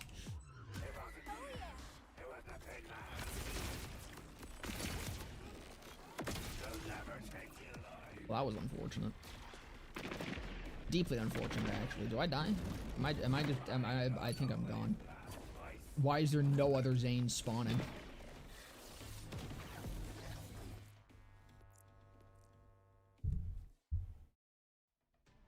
You not done your laundry yet? You gotta go do that before I end stream, otherwise you're not gonna have any content.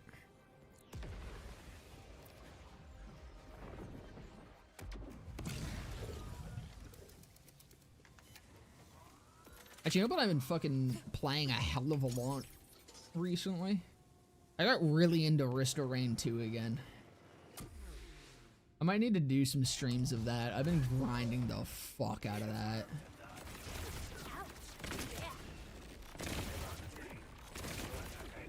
Like, I finally started actually going for some of the character unlocks and stuff that I hadn't had yet. And I've also been, like, actually trying to make progress through the Survivors of the Void DLC, like, proper. For the first time, because I don't... Rain is a game that, like, I'm kind of not good at, but I kind of like not being good at it, as in, like, I can make it to Mithrix, I can beat Mithrix, I can complete a run, but, like, I don't know a lot. That had active fire, I should throw that in my bank.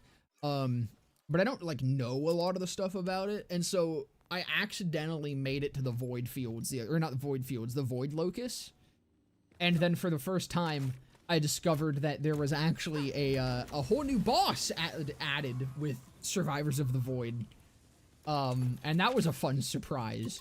I died to it because I did not have a good build because I was trying to unlock the secondary special for Bandit. So I had 20 stacks of my fucking special, which really wasn't useful against that boss. But I need to go do that. And then there's 2 more DLCs for me to fucking work through as well, which has been very exciting. Because it's been like, I think the last time I played Risk of Rain 2, aside from like this recent set, was over a year ago or something? A year or two? It was around when the second DLC was coming out, Seekers of the Storm. And I started playing a little bit again. But man, it's felt good to just get really into it for the first time in a good few years. Are you using Bleed? I am not using Bleed. I can show you the store tree real quick. It's using Grave Thirst and a bunch of shit to buff it up, like Mourning. Or Grave Thirst and Blood is Power. Mourning buffs up that, buffs up Blood is Power. Just, yeah. That's it. If you, I have a full guide to it on my YouTube channel, or if you look up Bloodsucker Vex on Mobalytics, I have a full write-up over there on it. The video is like slightly out of date just because it uses stickies, but if you ignore anything that talks about stickies and replace it with active fire, that's about the only change. The Mobalytics guide is fully up to date though. This build is able to platinum literally everything.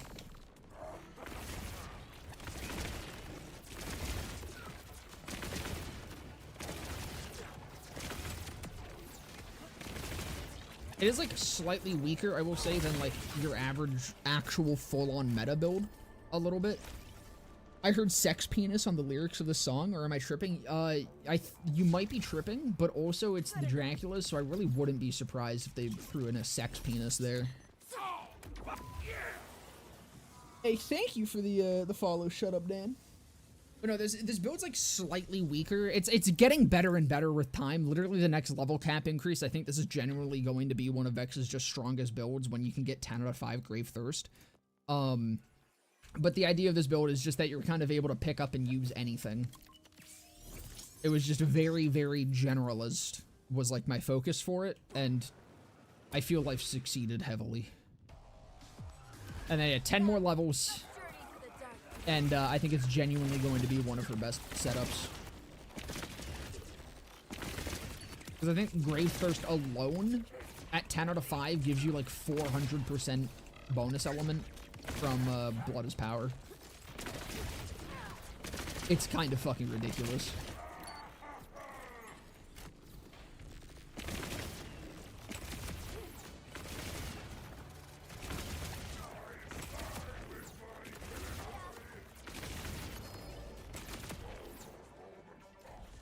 They're gonna add another level cap with the release of Loveless. I think that, well, so I assumed that we were going to get to level 80, but the fact that we only went up 10 levels with the first DLC, like I thought it was gonna be 15 levels per story DLC, but we only went up 10 the first one, 10 the second one, and then I assumed with the 10 the first one, then maybe we were going to get 10 with like one of the raid bosses. But now apparently we're through all the raid bosses and we still never got level cap increases with any of them, so I guess we're only getting to 70.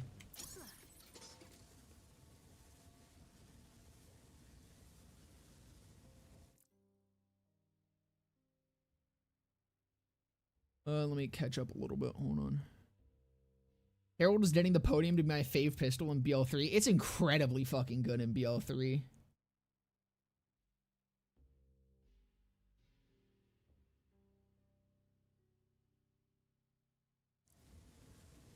But yeah, no, I think they're absolutely going to add another 10 levels with Loveless, and then maybe we eventually get another 10 levels with, like, the final bounty pack or something. I think 80 would be ideal for this game to end up at. I think 80 would be a perfect level cap for these trees, but I don't know. Only doing 10 per DLC seems odd. Unless we go 20 with Loveless, but I highly doubt it.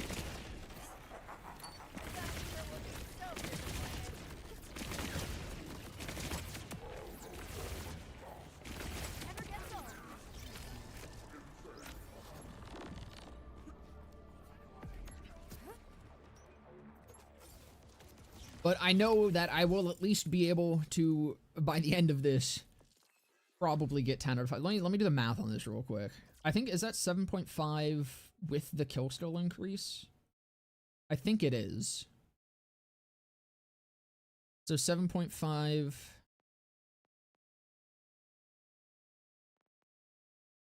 That would be times 2, because it would be 10. So it's 15% at 10 out of 5.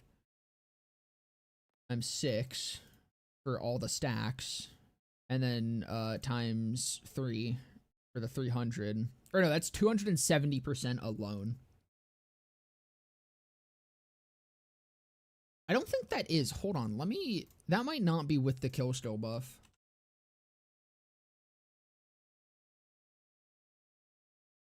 I swear it was more than that. Yeah, no, that isn't with the kill skill buff. Okay, so it's 15 per stack times 1.3 for morning times 6 is 117% lifesteal times 300. Nope, not times 300. Times 3 is 351. So from Grave Thirst and Blood is Power alone, you get 351% bonus kinetic at 10 out of 5 into Grave Thirst. It's gonna be fucking disgusting.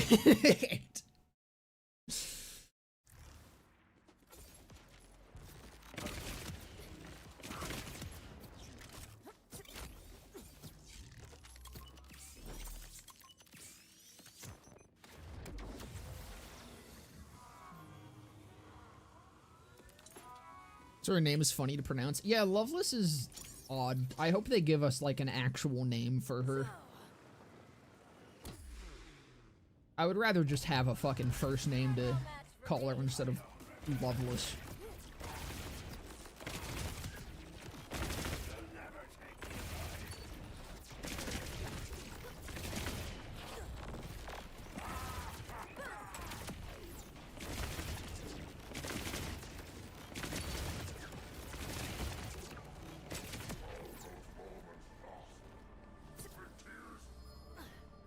Please, please, please don't be a Gomi. Please don't Gomi troll me.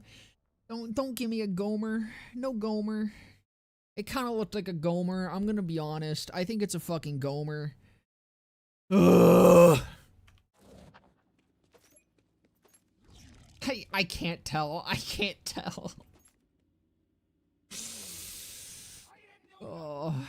Let me catch up on chat real quick because I just noticed YouTube is popping up. How's it going over 9,000? Trade your God Roll Raiden if you get a 6k Jacobs Brick House. I think I have a 5k Jacobs Brick House. Or no, yeah, almost 5k. Does it roll up to 6k with Jacobs? Artillery Sphere is trash. It's so cool though.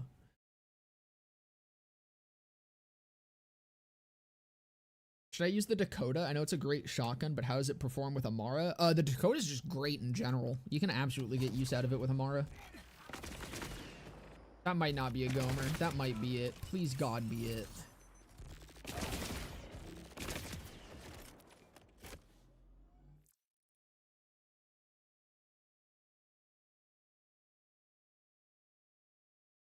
Motherfucker, dude. That's like the 4th Herald I think I've gotten while farming this shit. It's the mid-ass Herald. You know what? Does it at least work on, like, Head Zane? This Head Zane's pretty big. I wonder if I can actually hit him with it. I probably shouldn't use Sticky.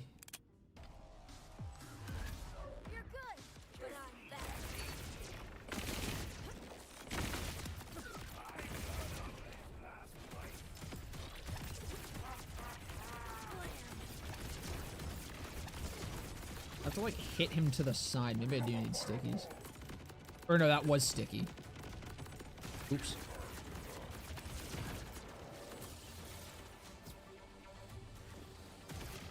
Because if I hit to the side, then I can hit, like, 2 of them, I think. Like, 2 of the splits. But you're never gonna hit all 3!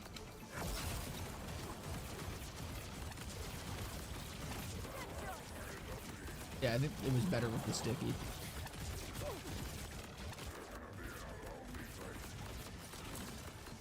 It's not happening.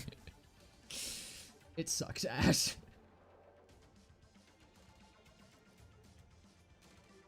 My...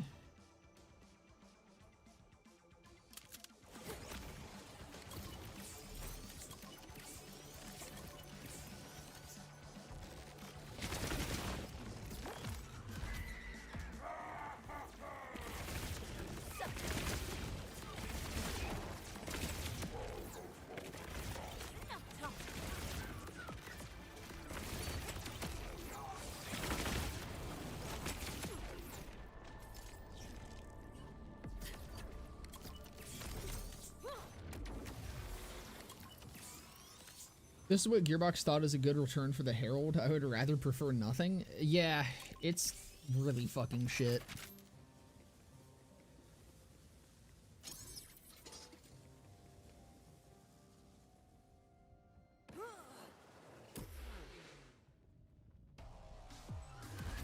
It's crazy how they managed to, in BL3, bring the fucking Herald back and make it better than it was in BL2.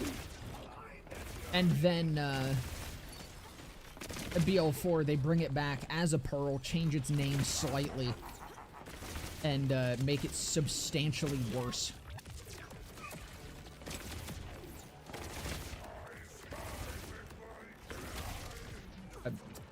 I'm also terrible, it would seem.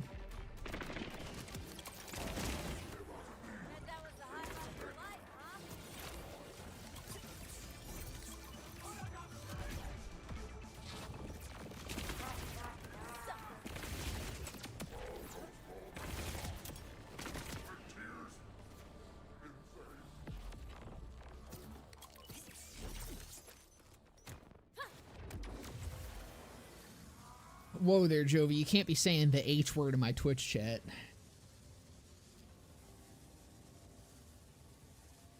I don't know why they added the sticky mode to it. In BL3 it was only impact. Because sticky is like the only thing that made Torg worthwhile, and now it's gonna shit. The exception of like the linebacker. Except the linebacker's falling off. Because like funny UVH levels.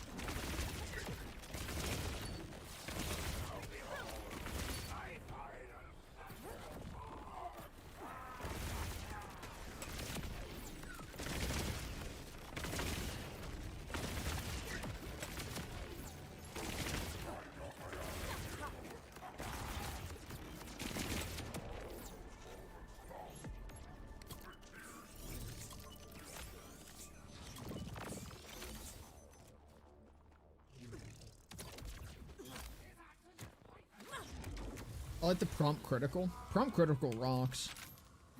That would have been a fucking way more fun one to have return. I mean, again, it would have sucked because the sticky nerf, but... I don't know, that sticky nerf. I do think the stickies needed a nerf, but that was really heavy-handed.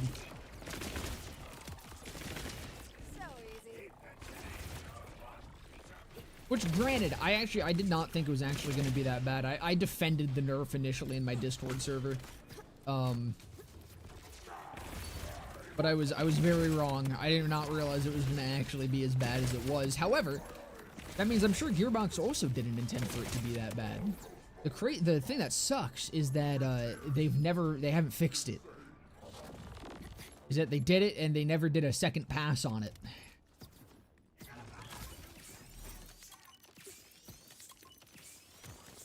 You know, like every other thing in this game. Remember when they nerfed Flak and then like the next week fucking nerfed him less? Imagine if they did that in this game. Nerf something, realize it's heavy-handed, and then make it significantly more reasonable.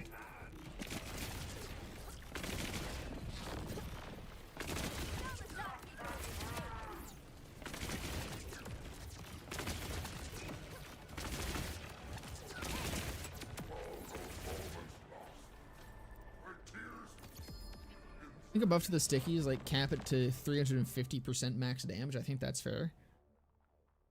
What is it right now? I forget what the cap is.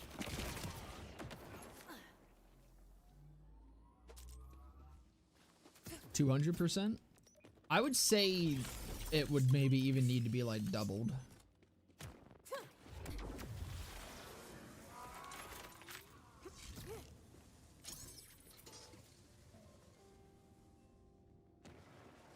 If not true, I think it should honestly be like 1,000%, not gonna lie.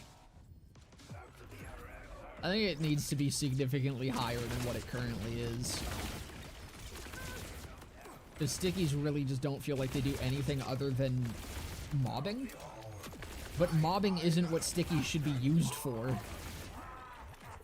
Like, the way that Torg Gun should work is stickies should be for tougher enemies, like, tanky badasses or bosses.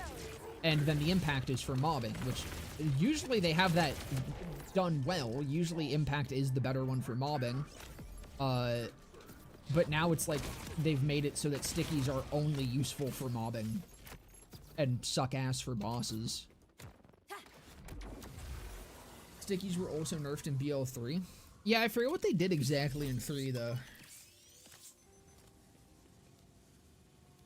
No, I'm just farming, so I don't want to deal with Shrew right now.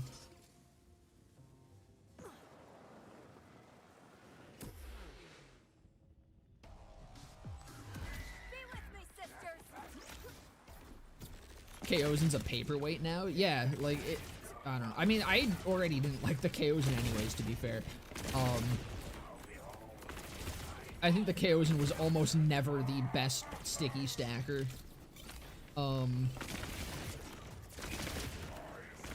And I also just hate that it's not at all the actual Kaozin. Doesn't deserve the name. It didn't earn it.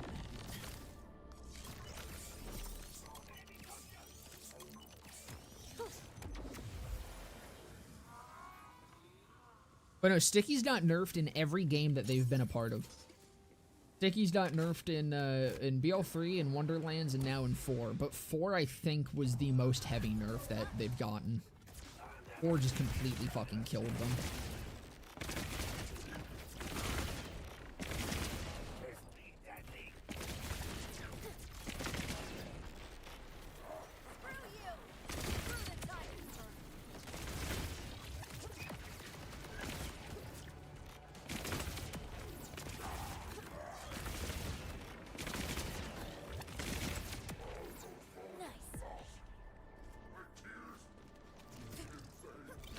Not really. Wonderlands has the pre-nerf stickies. I think that's still how they are. Did they get unnerfed?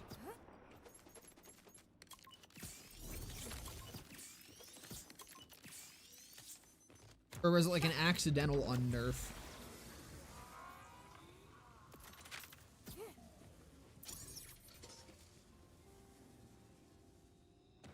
Yeah, Kaozin in 3 is like one of the most satisfying and fun to use SMGs. And in 4, it's just a mid-as-fuck sticky applicator.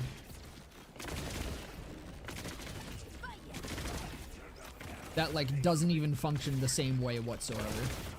It's genuinely not the same gun.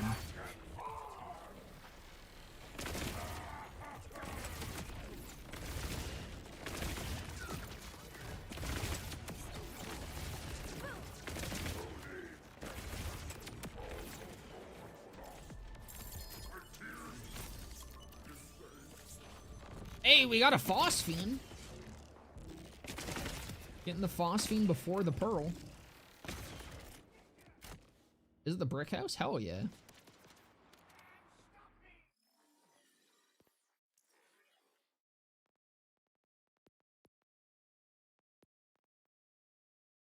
I'm just gonna trash it. I don't want it taking up my final bank slot. Doesn't matter that I keep the one.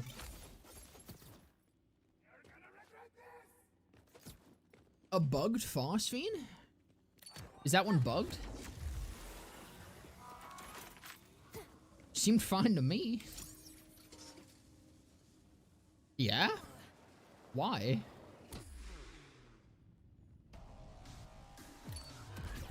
Basically copied BL3 stickies, but they didn't apply the nerf to them.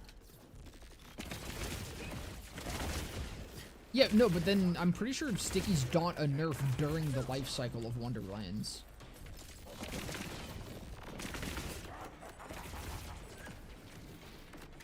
It just wasn't a super impactful one, but I'm pretty sure they got nerfed.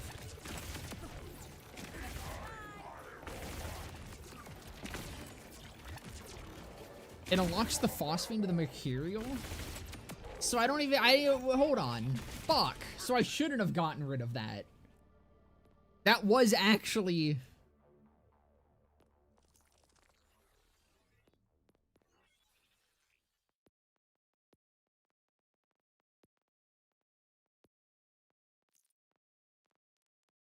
God damn it! Did I miss it? No, it's literally just not. That's so lame.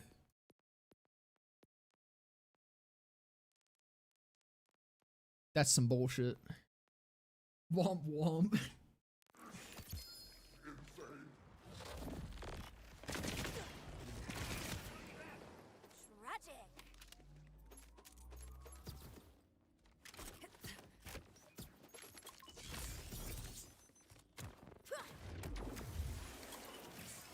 And you sold it to the ammo vendor for so lost forever. I mean, it wasn't a great one anyways. It was Ripper, I guess, but damn. Sucks that that's not something that's ever going to be fixed either. You know, just like how the fucking vault card still isn't fixed. Oh, god damn it. Speaking of which, I reset my game, so I'm on the wrong vault card again. I hate this so much.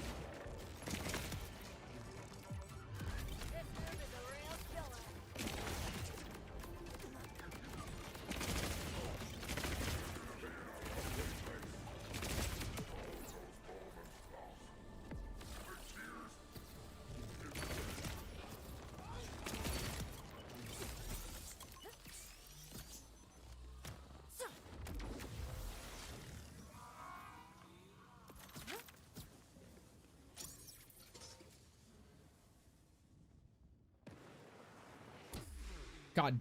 Oh, I thought I missed that while I was reading. Got the Mercury Phosphine in a world drop, and it shows up as 2 Phosphine skins in the customization menu. Interesting.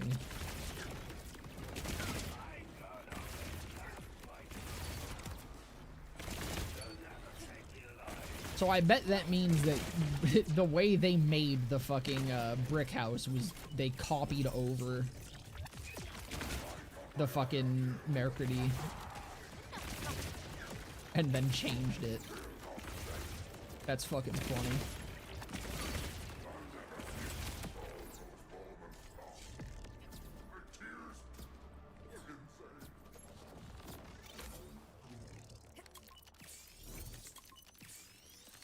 Control C, Control V strikes again to add another bug to the Borderlands franchise.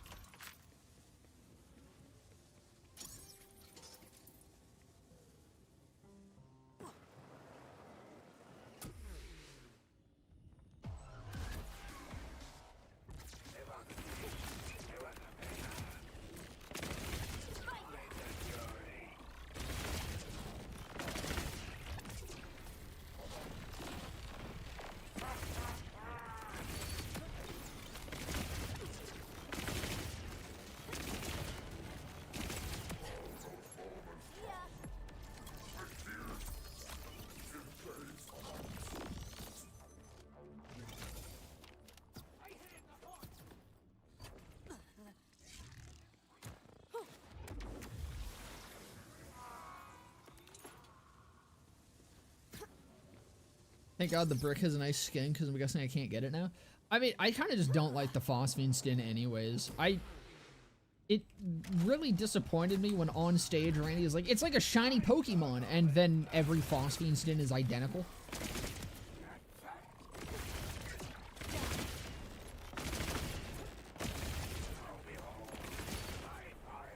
Like, yeah, Randy, sure, it's like a shiny Pokemon if every shiny Pokemon was the exact same color scheme. Cool.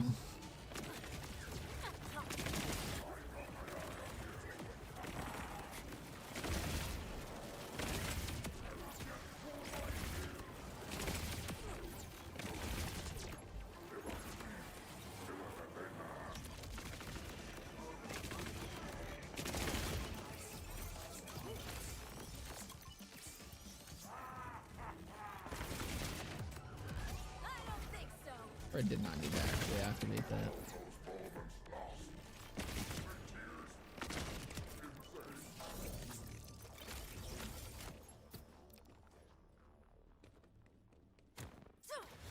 I like them that reward for the challenge is dog shit though. I just wish it was like, I think it's a cool concept. I just wish it was actually like different skins. Like even if it was the same skin as the base weapon, but it was just recolored like literally like a shiny Pokemon. This is why you don't fight sirens.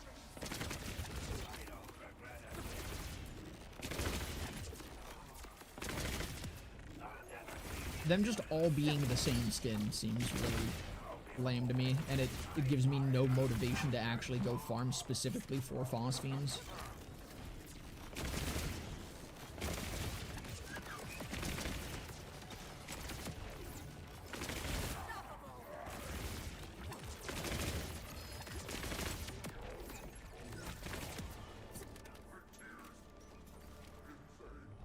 That was a +4 bloodshot. Hold on. Which I guess that doesn't really matter anymore. I don't think you really want the points in bloodshot at this point.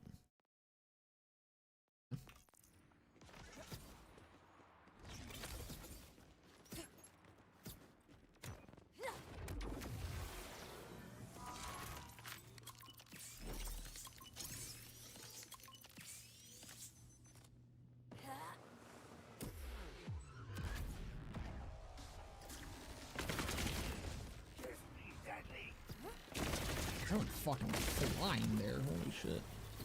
I think I do need to do a little restart.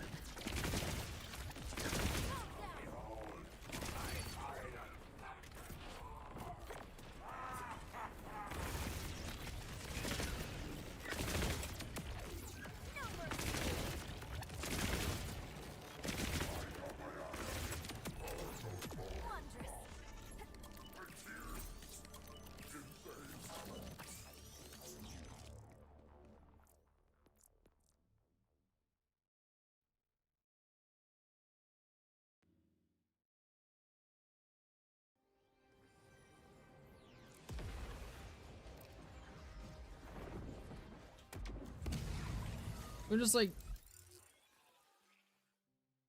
I don't know. I think having a recolor would be way cooler. How do I inspect? Like, imagine if it was just the same skin. Imagine if it was just inverted, right? Like it was a green fucking background with purple lines or whatever the fuck. I think that would be way cooler and make me way more interested in farming this shit out. And if you just made it inverted from all the guns, some are gonna look ugly as fuck, but even then I would still want to farm them.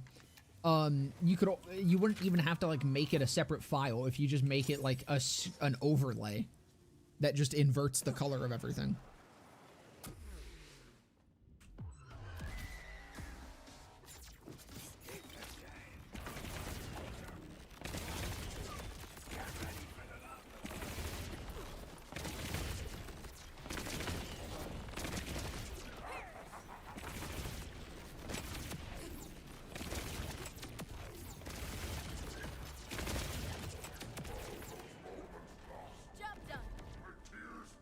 Junk rarities don't dissipate fast enough. I mean, my problem is I think they were dissipated. I think it was just all purples. Purples just stick around forever because they're what half this fucking meta is dictated around. Unfortunately, I just don't care enough to sit there and dig through all of them.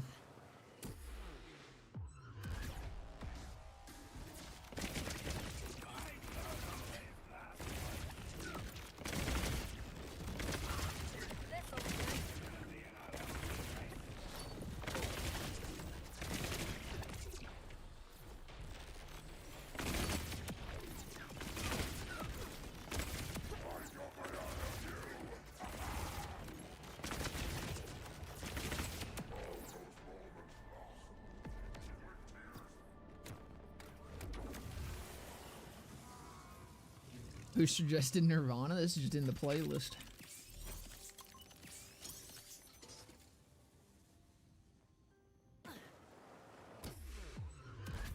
So I gotta finish naming all my characters. If I activate, like, right as you're launching up, it just launches you so much further. That's fucking funny.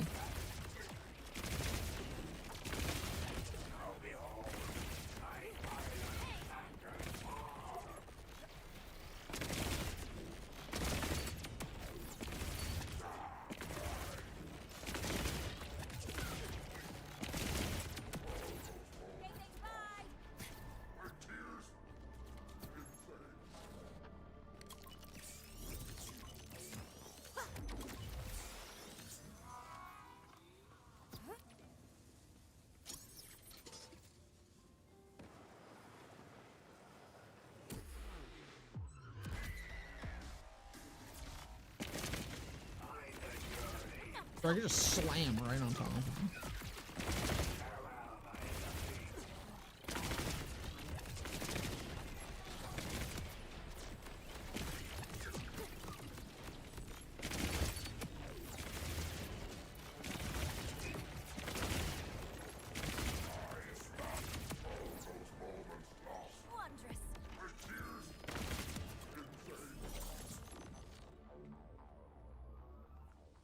Here's a +5. That's actually, that'll go in the bank. That's too beautiful.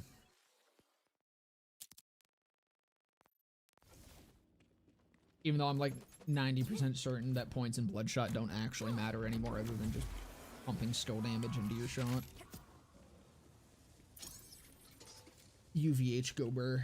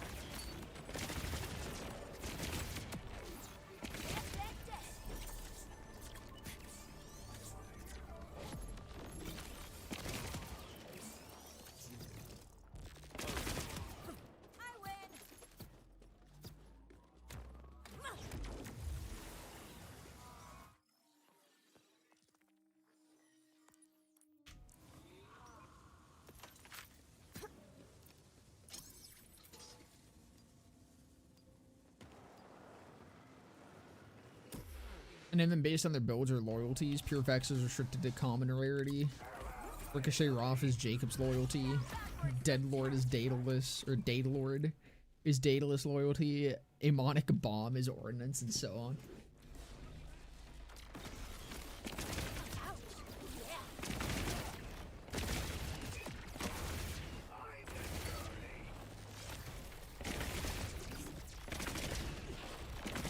They're just like coming up with fucking dorky ass fucking names for builds.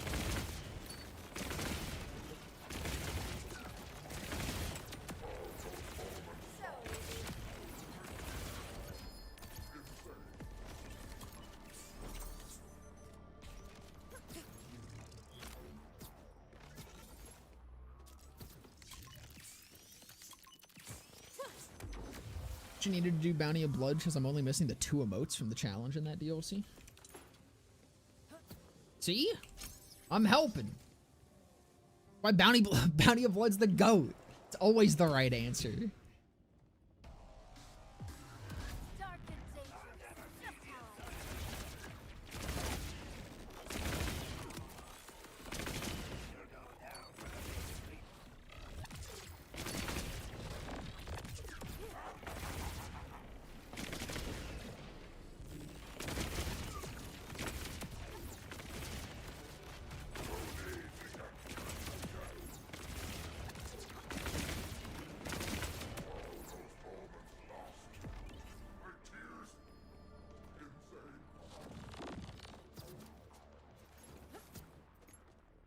Yeah, this has to be fucking worse than the Pro sourced. Actually, you know what? It might not be yet.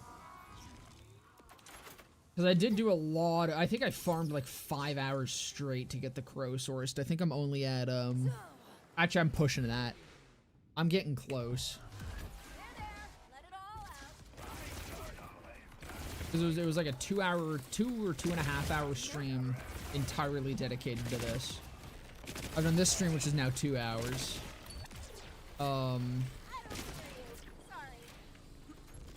And then I think I did like an hour or 40 minutes or something in the first day of this. I actually can't remember. I might not have farmed that day. No, I didn't. So it is only 4 hours right now. I'm just not even gonna get excited about it. I know it's not. Yeah, it's a constable.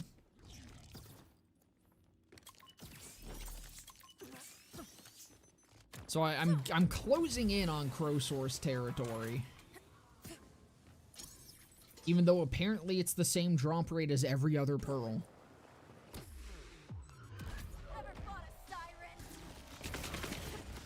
I don't think I believe it though.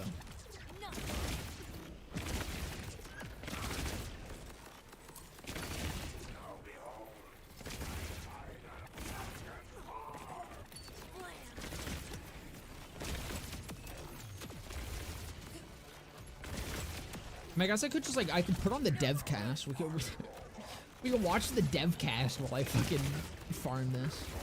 Did anyone already watch it? Is it at all worth fucking listening to? Do a little reaction while I farm here. I imagine it's just them talking about fucking awesome Carcadian assets for 20 minutes.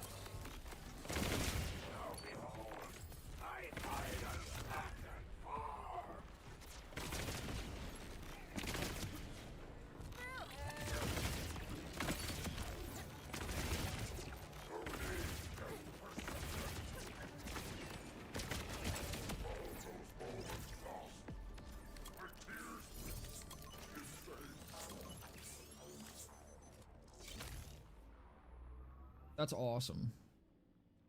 I mean, at least it's an SMG, I guess. Got Jacobs. Hang on to it. How much inventory space do I have? I need to go clear out my fucking bank.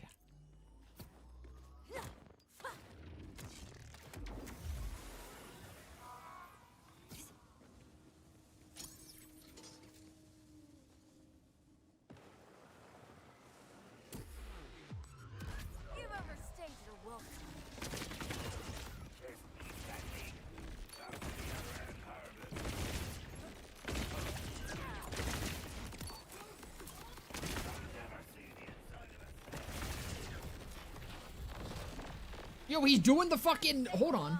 Wait a second. He's hitting that Michael Jackson shit. Where'd he go? No, he despawned. Fuck.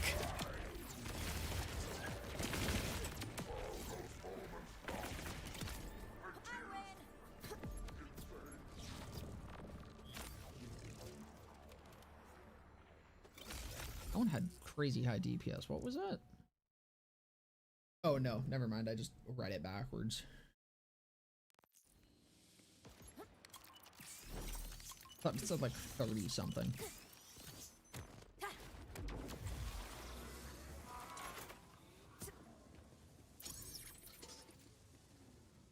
It's not easier to farm for low level legendaries. Yeah, I don't know if there actually even is a way to do it in this one.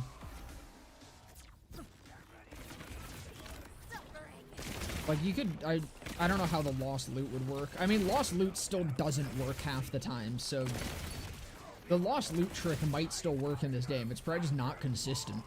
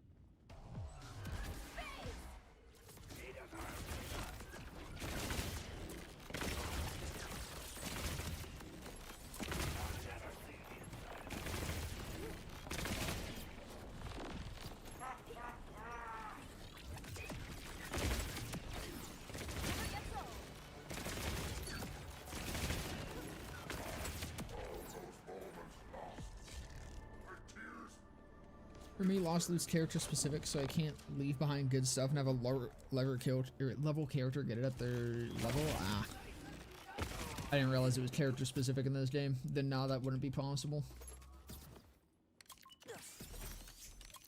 And I'm sure there's some trick to do it. Bring a low level character into another person's farming rank. Gotcha.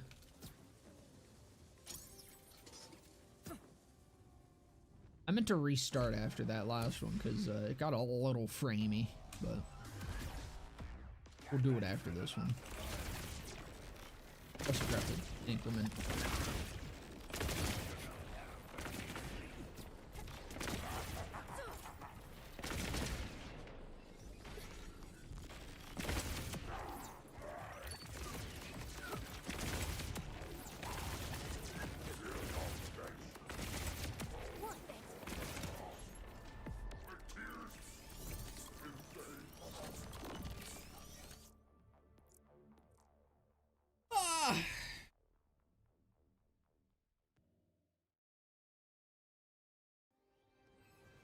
This is fucked, dude. I don't think I would mind it as much if it wasn't for the fact that, like, every other pearl other than the crow sourced feels like it drops way more frequently than this. I swear this and the crow just are not affected by UVH level.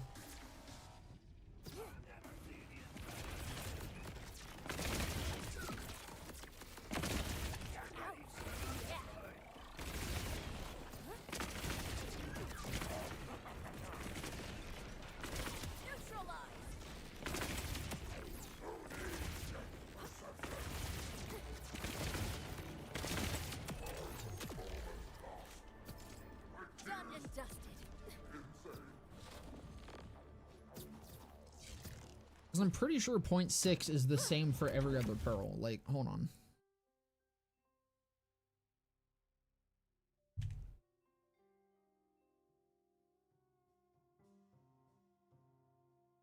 Weapons. Rarity. What's something that drops from a specific thing? Conflux. Take a look at the conflux. Actually, I should also look at the shark bait, because that also feels like that drops way more frequently. We'll also take a look at the Crazed Earl. the Soul Survivor. And then I want the Crow Source and the Raiden. Conflux, 0.6%. Shark Bait. Oh, the Shark Bait is actually more frequent. The Shark Bait is actually 3%. Okay. Crazed Earl, 0.6%. Soul Survivor, 0.6%. Crow Sourced, 0.6%. Raiden, 0.6%. And all of them say that they're affected by UVH. The Raiden and the Crow Source are the only ones I've ever had to sit here. They're the only ones that have ever been multi-hour farms for me. I don't get it. The Soul Survivor, the fucking Crazed Earl, the literally every other Pearl I've ever farmed for has not been a multi-hour event. Like, at most 2. But I think that was maybe the Soul Survivor that was 2, and I don't think it was the first Soul Survivor. I think it was like 2 or 3 hours for me to get a specific element for my Soul Survivor. I'm pretty sure I got multiple in that time.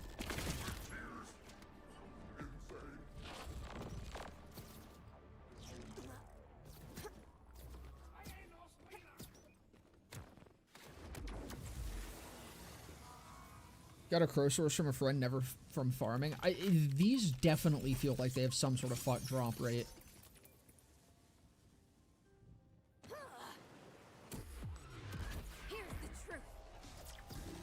Either that, or just for some reason, these 2 specific fucking pearls I just had absolutely dog shit luck on.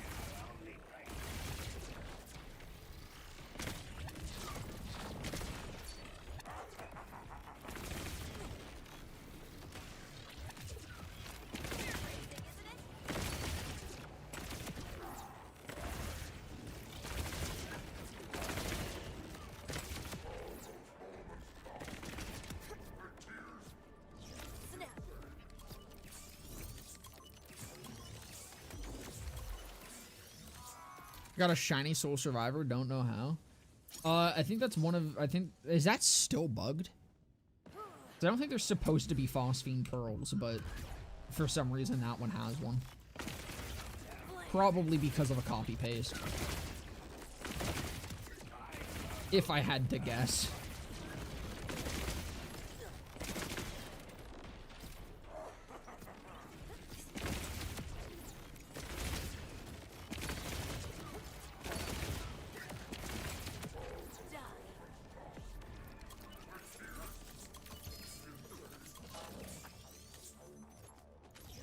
That just dropped from the guy, so that's not going to be it.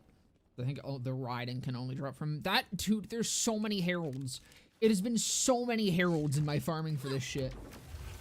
Specifically, it's been so many heralds. Heralds and Gomies, but mostly heralds. And I got like 2 constables. I'm here to take you away.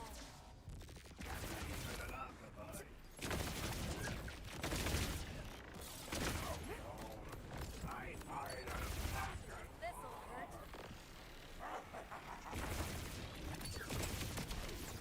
You lose.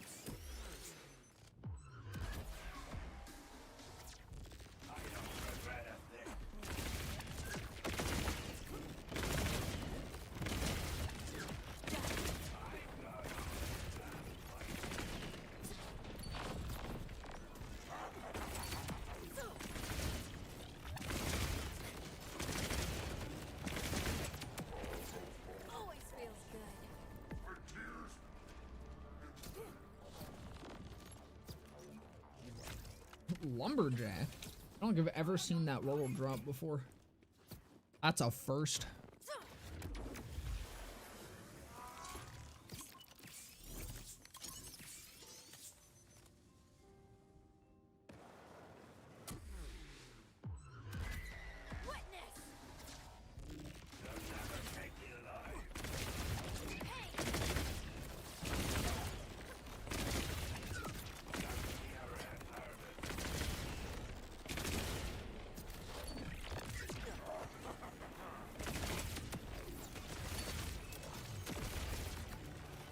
Oh my fucking god, it's on the wrong card again, isn't it?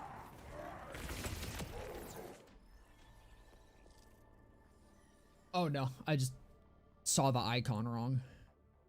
Thank god, I was I fucking screamed, dude.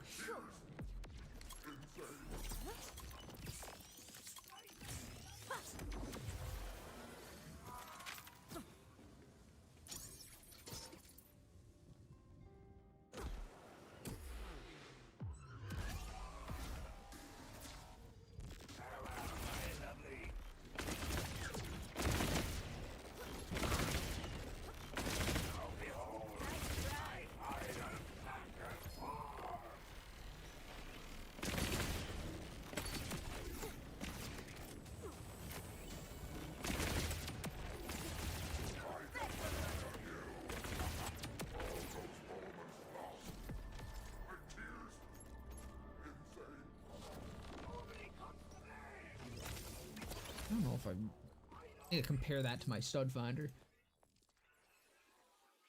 That reload speed might be fucking nice. Oh no, mine has gun damage. Holy fuck. I forgot how good that is. It has reload speed on it too. Good lord.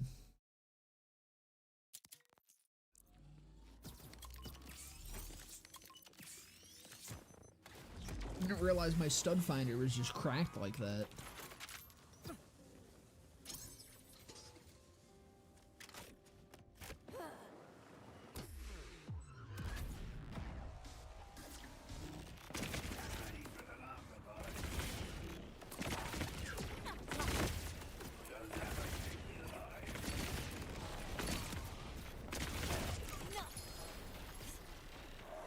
Another pearl. Probably another herald.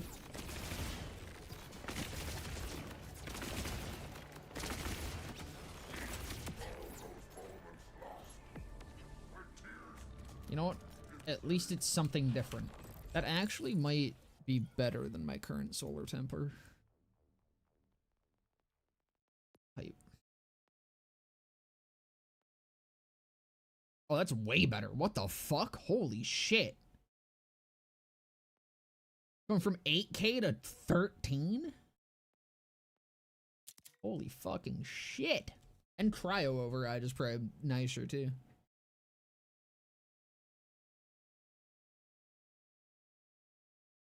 Yeah, fuck, man. I want to try that.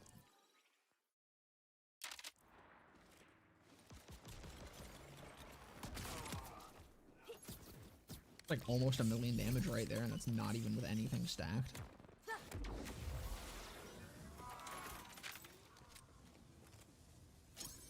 I'm gonna pre-stack my shit with this, and then I'll swamp to that to deal with final phase of the head. Damn, dupe that shit. Is that like good? Is that like really good? I don't know what the max damage on that thing is.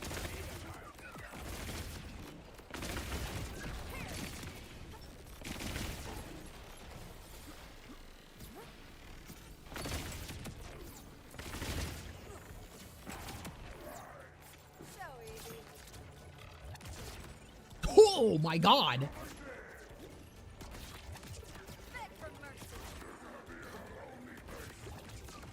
I mean, that was a fucking hell of a chunk.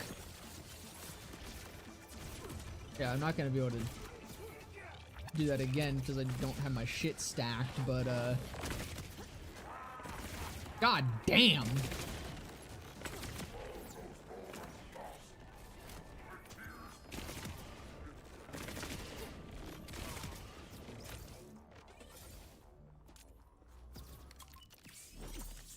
Not bad, not bad. It hasn't been a complete waste of time today. At least not something good. One of the highest DPS I got for the Solar Temper is around 13k. Let me check Loot Lemon.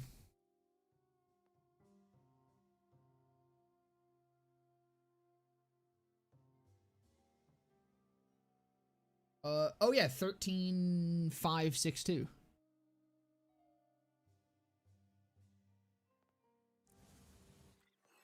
Is that 13,562? So yeah, that is, I believe, a perfect roll. As long as Loot Lemon has the God roll on there. That's fucking crazy. God roll Solar Temper before fucking the thing this guy dedicated drops.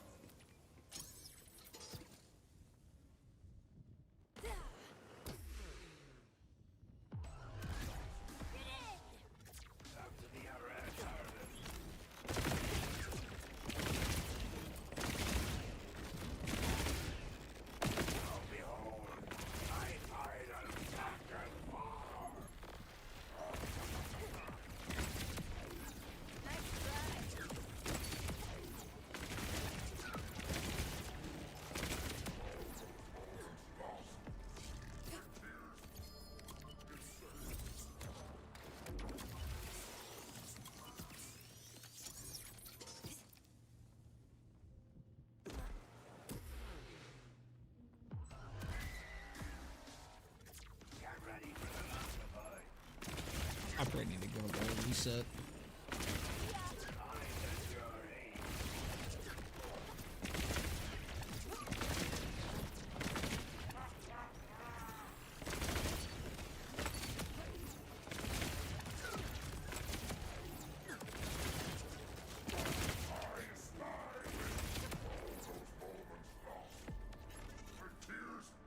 Unless he gives it to me now. Nah.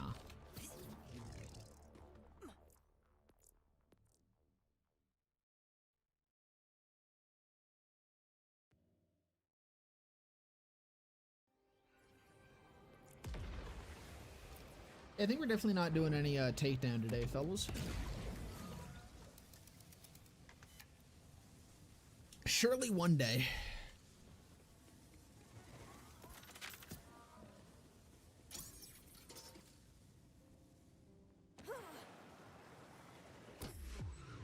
I'm here to take you away.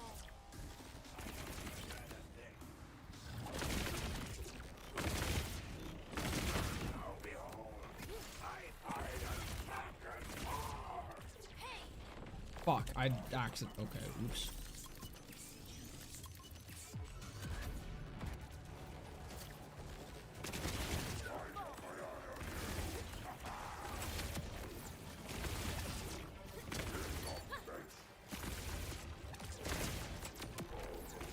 As freaking if.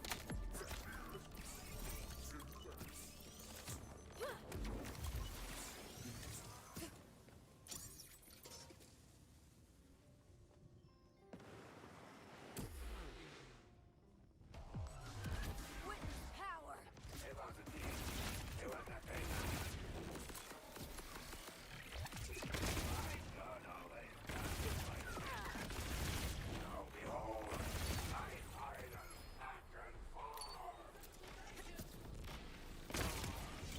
Never gets old. God, I'd love to keep that high cal, but unfortunately, bank is full.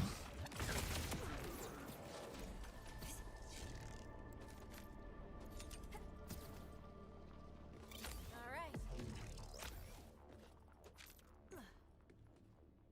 That's another constable. Don't got the room for it right now.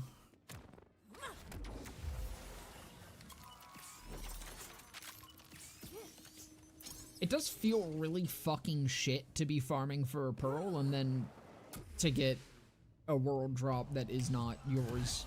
But what really makes that feel like shit is when it happens like 100 times more frequently than you're getting the pearl you're farming for. When all of them were world drops in BL1, that wasn't as big of a problem. I did not mind that, because that was part of the farm and part of what made it difficult, but like, I don't know, man. These world drop pearls drop, I think, way too fucking frequently. And it kind of makes the dedicateds feel really annoying to get, because you're sitting here and you don't get excited at the loot beam, right? I think that's the issue, is in BL1, part of the excitement was the loot beam in general. The secondary excitement was getting the one you wanted, okay? And I'm like, I don't know, maybe I'm fucking filled with nostalgia, but when everything was a world drop, seeing the loot beam was exciting.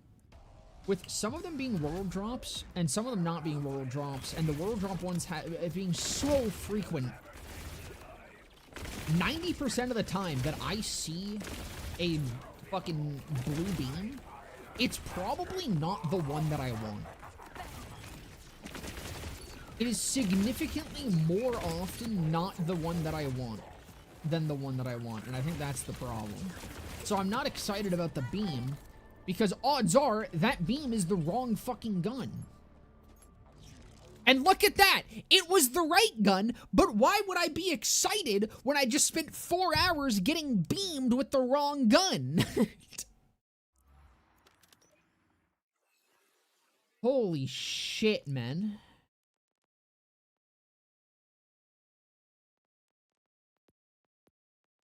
Finally. So now, if I...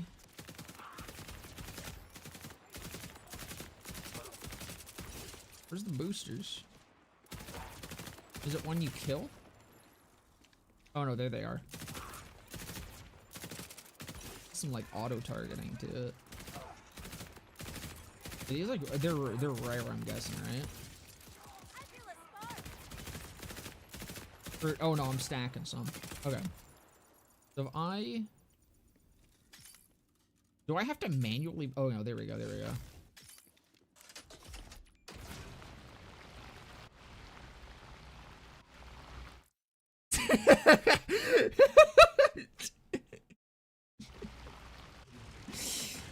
Oh, that's fucked.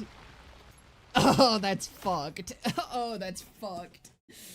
Oh, that's so fucked. Oh, whose idea was this? Oh my god, why is it the grog? Oh my god, it's the fucking grog of this game. It's the BL4 grog. Holy shit, dude. That's so hilarious. You have to hit. I'm guessing it's on hit, right? Okay, it is on kill. Thank God. So you can't pre-stack this. Okay, well you can pre-stack this, but it's not super easy to pre-stack this. You do have to be able to kill something. That's still fucking ridiculous, though. How is it just like as a gun, though?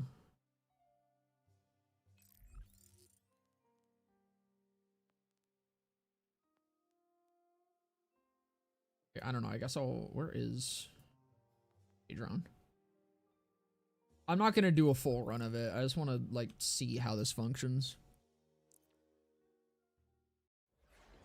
I got ads, so I couldn't see it. It's okay. I got it, and I immediately went and I tested it with the fucking Heimdall, and it works.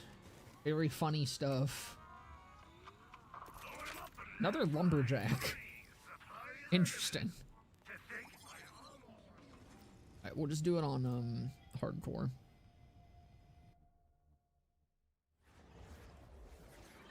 Right after I complained in a Jolt stream about the same issue, I got one not 1 minute after. That happens so often. I'll start bitching about something and then it'll happen instantly. This game just likes to troll.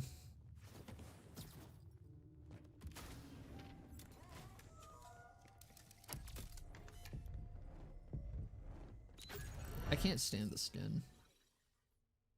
I need to... How do I fucking...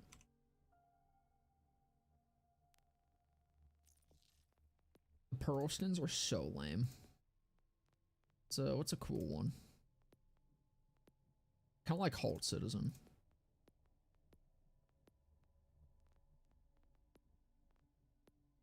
These are the newer ones though, right? Sure. That's cool.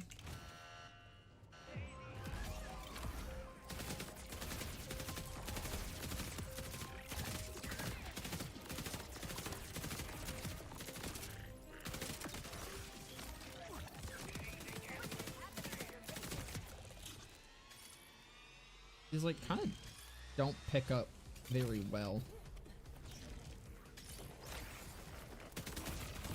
Oh my lord. Can this get a shotgun? Oh my god, it has a shotgun mode. Shut the fuck up. How does that work with the shotgun mode? Does that dupe all projectiles or just add an additional? What does it say?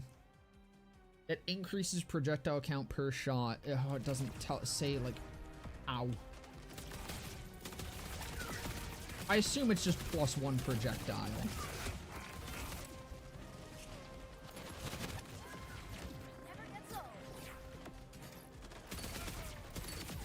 I don't know. That is not +1 projectile. That is... That seems like way more. That seems like it's duplicating all of them.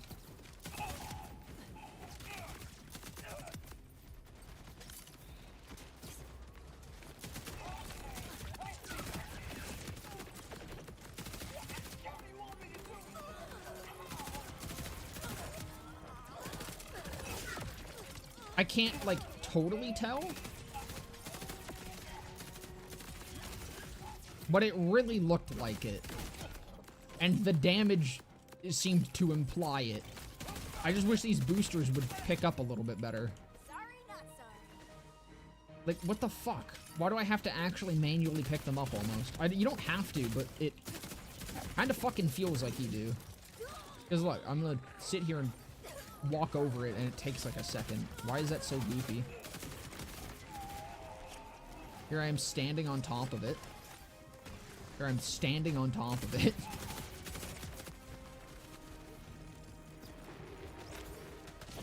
The other boosters aren't that bad. Like, look, that picks up instantly.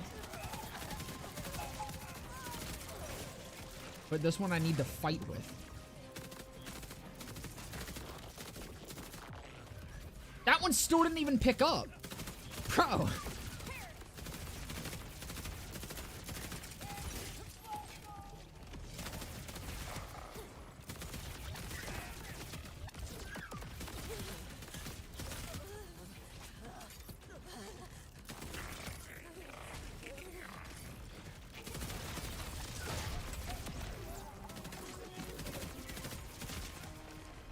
Yeah, as a gun, this is ridiculous. As a grog nozzle, it's even more ridiculous.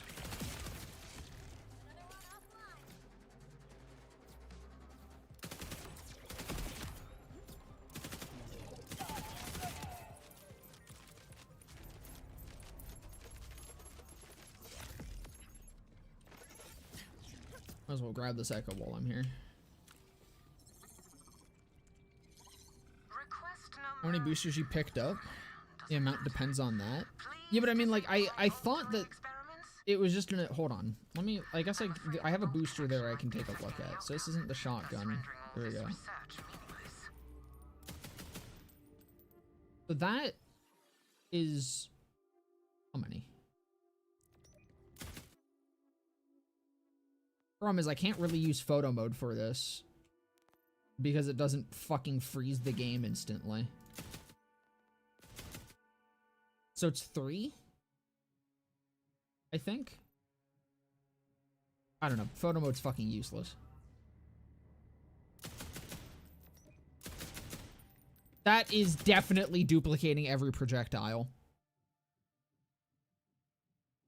That's fucking ridiculous. So each booster is increasing your projectile count by the card amount, then. Is what that is. So that's, at 1, it's doubling your damage.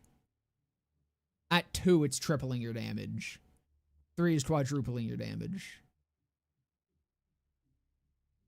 That's fucked. That's fucking ridiculous. That is insane. Am I crazy? Am I crazy that that's what's happening here?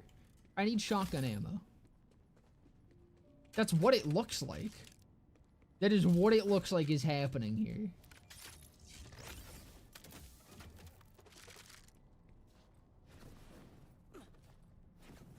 Okay, let me wait for that to fall off.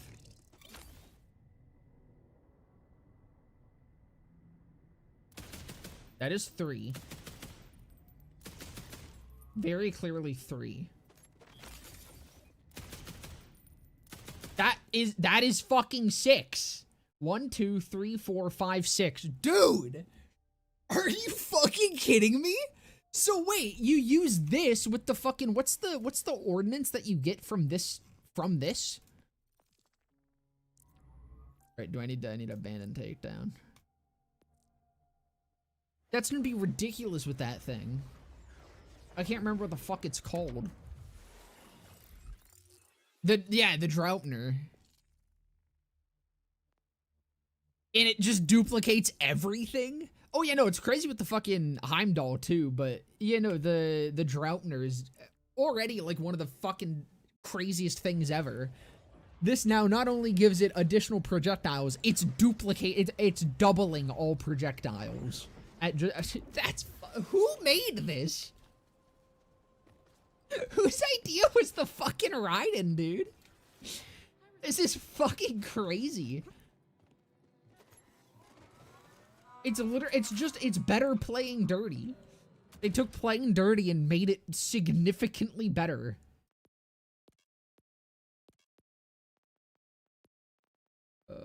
Where is it? Heavy weapon.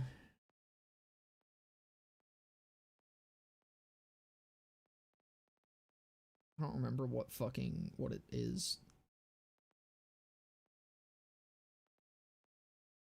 Do I not have one? Oh no, there it is. I was like, I know I fucking have one. So yeah, that's you get 1 stack of this and that's an additional 90,000 damage, bro. Are you fucking kidding me? Whose idea was this?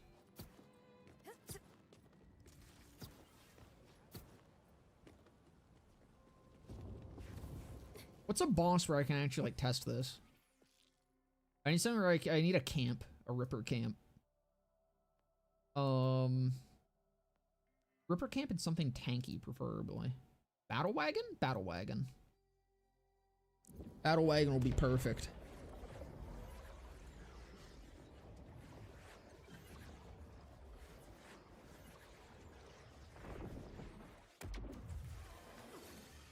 I'm gonna need to give this a test because I kind of forget how the Droughtner works. I think it's just, it shoots discs in like a fucking fan, right? Yeah, okay. That comes back.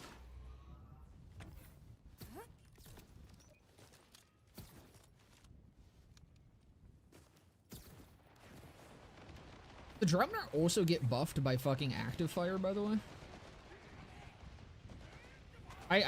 Someone told me that Ripper does work with active fire, but I couldn't tell if it was actually true.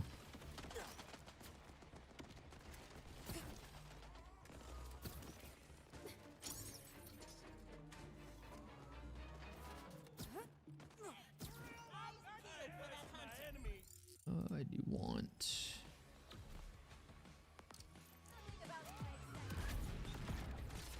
Droughtner charges every shot, so it does work.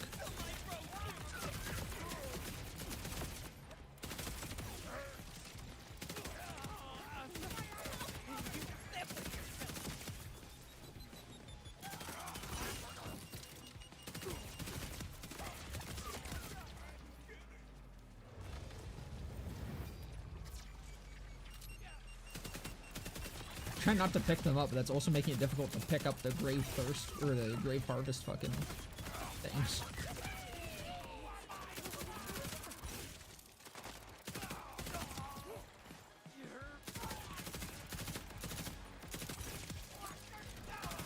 Like, honestly, them not picking up automatically, at least super easily, makes me think that this was literally the intention of what this gun is for.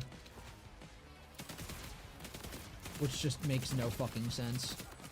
Remember, everyone, this is the most balanced Borderlands game.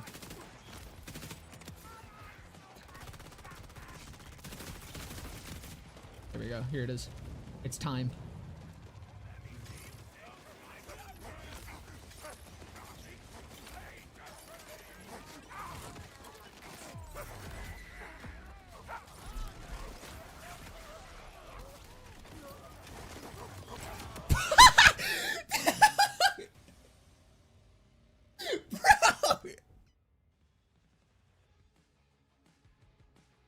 What do you mean? Who made this? Who fucking made this? I need to be untrue. I need to go. Okay, what's the no. There's something better. There's something better. The big like elephant in, or not the elephant. It's the big fucking oh, it's in the cave in the Fade Fields. Shit. I need to go try that. I'm pretty sure there's shit in that cave that I can kill.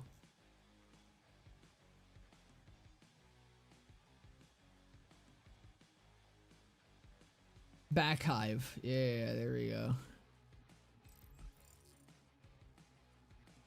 Dude, that was fucking... Oh, that's not what I wanted. That was 6. I think that was 6 stacks. It might have been more, actually.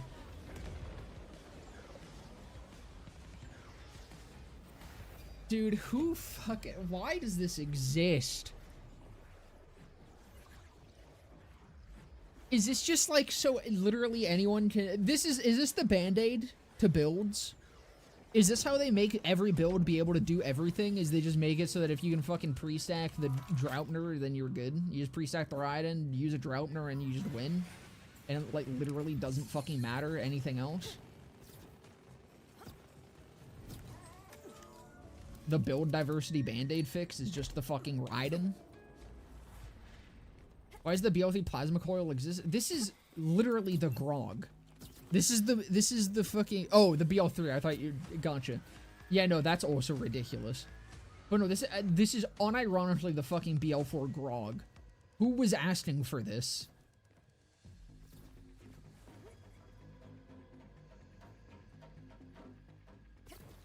Oh, shut the fuck up, really? Gearbox fixed Gastrobate Snow so you no longer use heavy ordnance with your phase clones? Is that real? That was the only way that Heirloom was fucking good. Clones do nothing now. How do you even fucking build for those anymore? Why would they get rid of that? Yeah, I just need to hope that the Back Hive enemies actually count for this.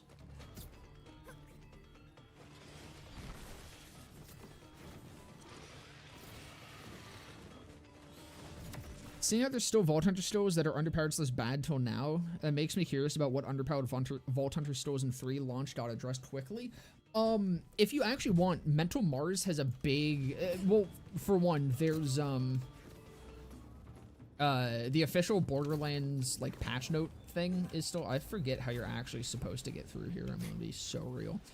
The official Borderlands website still has all the patch notes from 3 on it.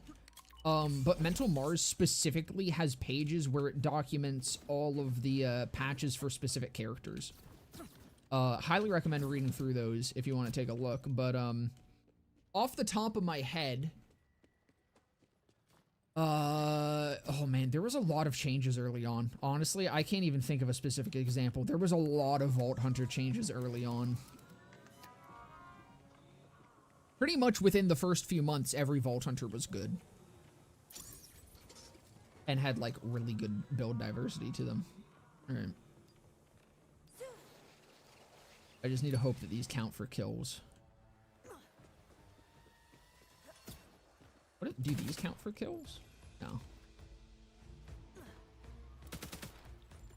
On your shit.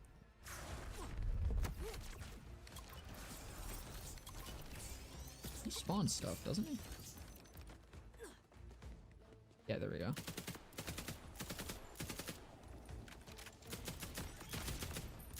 Oh, they don't count.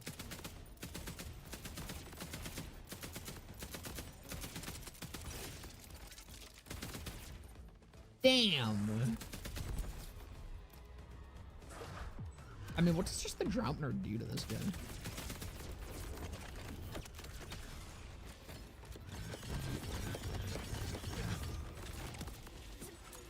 Not as much as I was expecting. Although I wasn't stacked, actually. Oh, here we go, here we go. Those are actual enemies.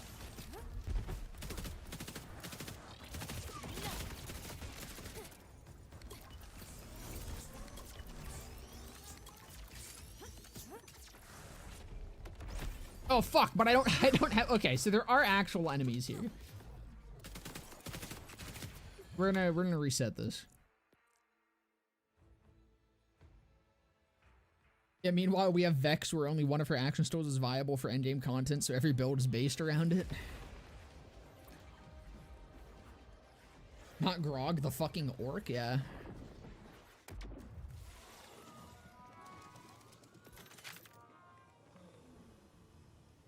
Okay, so I just need to wait for him to spawn the actual enemies. And then I think I'll be able to get 3 stacks on it.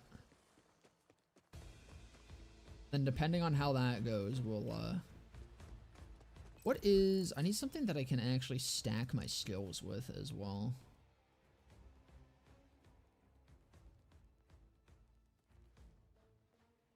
You'll probably do good.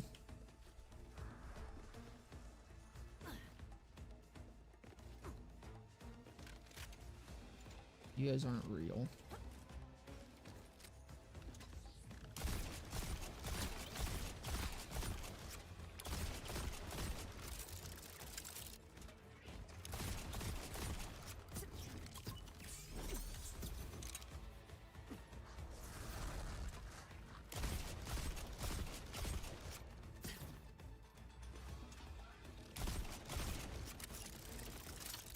There we go.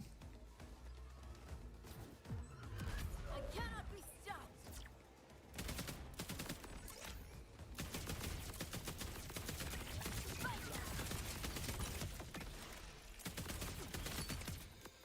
Never gets old.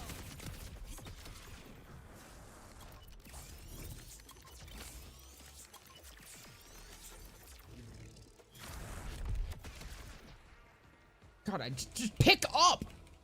What do you mean? What? Oh, do I have to pick it up with this in my hand? Oh, that's so goofy. Well, now I know.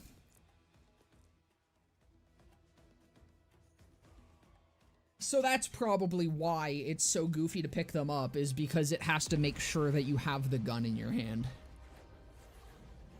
Which seems silly if you can just swap away from it anyways.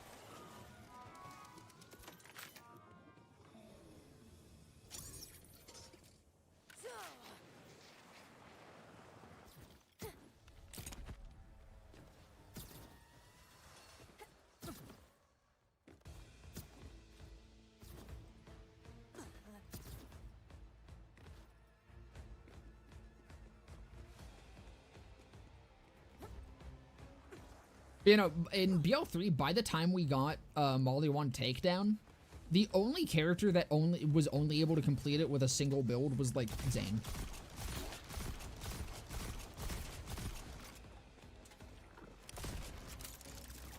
But Zane was kind of just a problem for a while. However, even he did eventually get more builds, and, like, partially why he didn't really have many for Molly 1 Takedown was because, I mean, the community just hadn't quite figured him out yet. There was still options available. that people just hadn't really explored totally.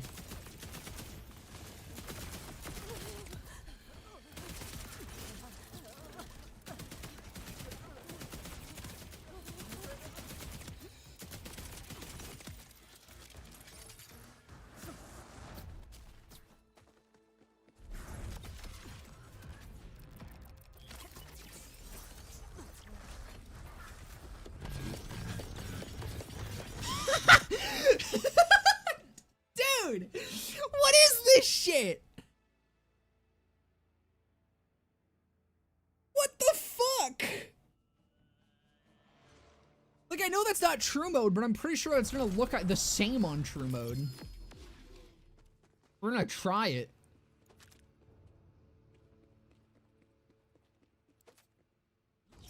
What the fuck is this? Why is this a thing? I missed a booster too.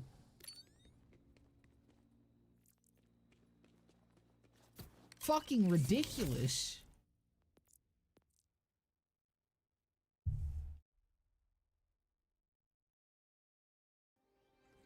God, so this is gonna work with the Rooker too, right? I imagine it works with underbarrels just fine.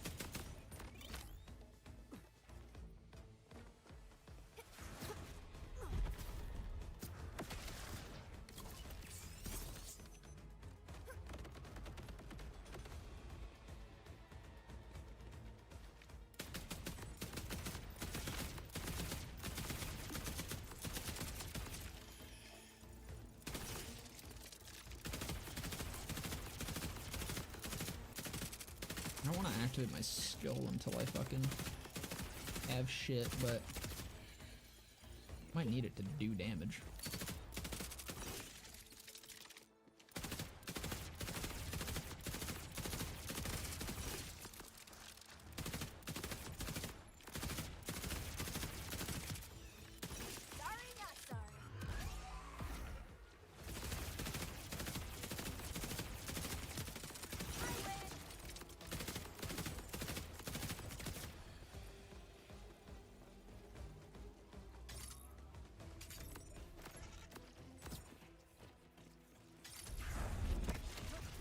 Oh, fuck. Whatever.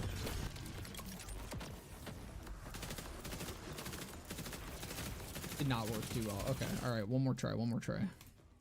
I fumbled it. I fumbled it. I want to see this shit.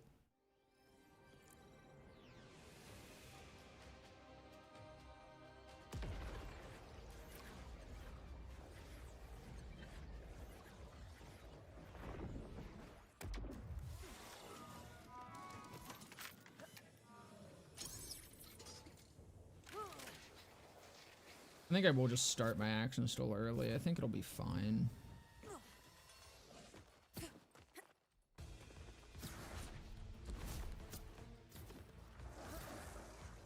Worst case, if I started early and I am at least able to fucking, I can cancel out of it, and if I have all 3 charges of my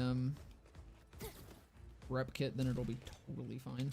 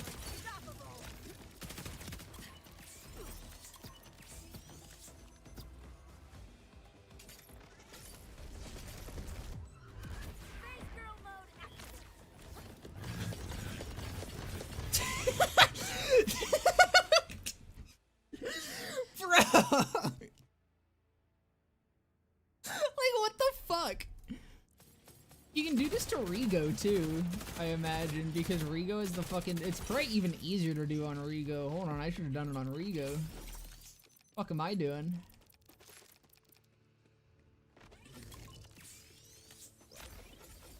I'll do it on. It's still streaming. Yeah, we're playing. I got the ride, and now we're playing around with how fucking disgusting it is.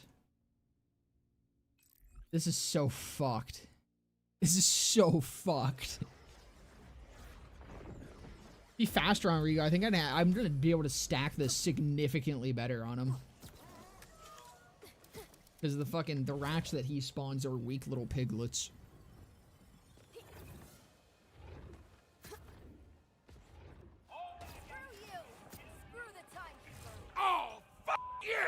Ayo, how is it going, Charlie? Thank you for the 41 months, brother.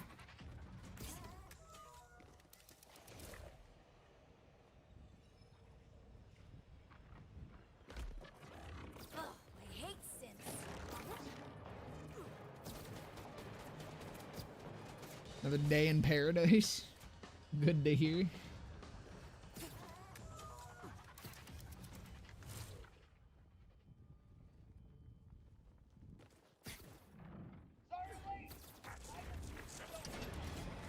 You look ridiculous.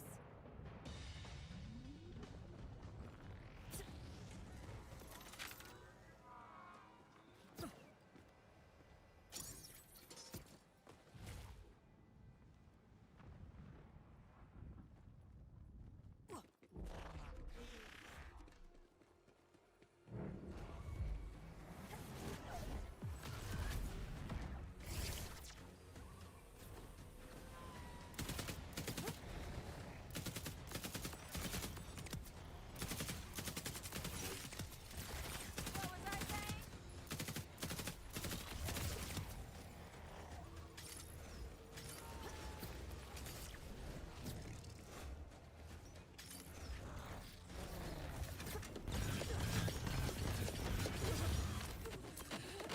Fuck. Oh no, they were still coming back. It definitely could have been cleaner. That's so fucking crazy. Why? Jesus fucking Christ, man.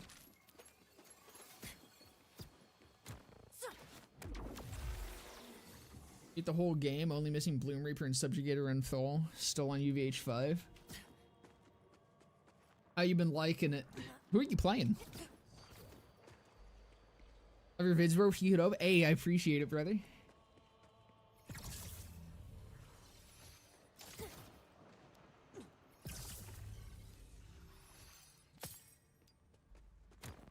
Dude, I just realized they fucking God, they did the thing with the pearls that I it's like my one thing they shouldn't do with pearls, which is make them this good. Pearls like this shouldn't be locked behind fucking whatever. I mean, I should say that the fucking crow sources exist for months. It just is what it is. This is crazy though. This is obscene. Lasting 14 seconds is also wild. That gives you so much time to do crazy shit with this.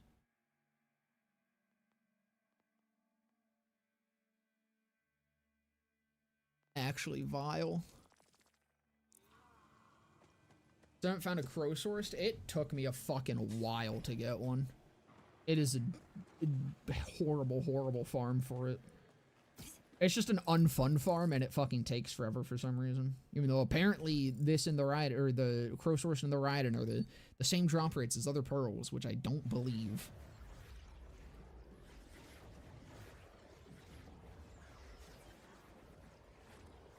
Farmed Willis maybe 50 times by now. Oh man, you haven't even started farming for it then. I think my first drop was like almost 300. My second drop took 5 hours straight of farming one day. And then this one just took me, I think, 4.5 hours total. You got a long ways ahead of you.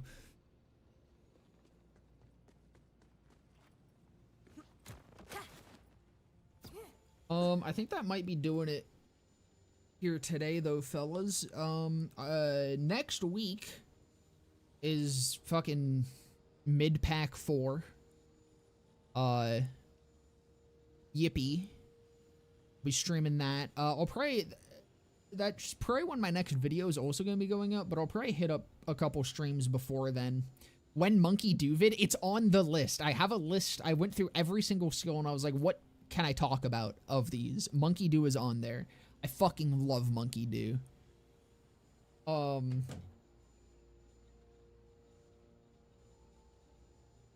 But yeah, alright, I'll probably be streaming throughout the week. I'll probably be doing some Risk of Rain, honestly. I've been, like I was saying earlier, I've gotten really into Risk of Rain. I can start streaming some of those runs. But yeah, thank you guys for coming and hanging out, as always. I'm so sorry, Charlie. You got here right at the end, but I appreciate the sub. I'm glad to hear that you're having fun with the game. But yeah, I hope you guys have a fantastic rest of your day, evening, morning, night, whatever the fuck time it may be. And I will see you fellas in the next one. Again, definitely streaming next Thursday for the Bounty Pack release. And I will also be streaming throughout the week, hopefully. I think I am going to try to do a viewer run stream at some point. Let me actually check that poll. If that poll went well. Not going great. Problem is no one's fucking playing this game. I think I would genuinely have better luck doing viewer runs on fucking BL3, but I don't know. We'll see what happens. Yeah. Bye-bye!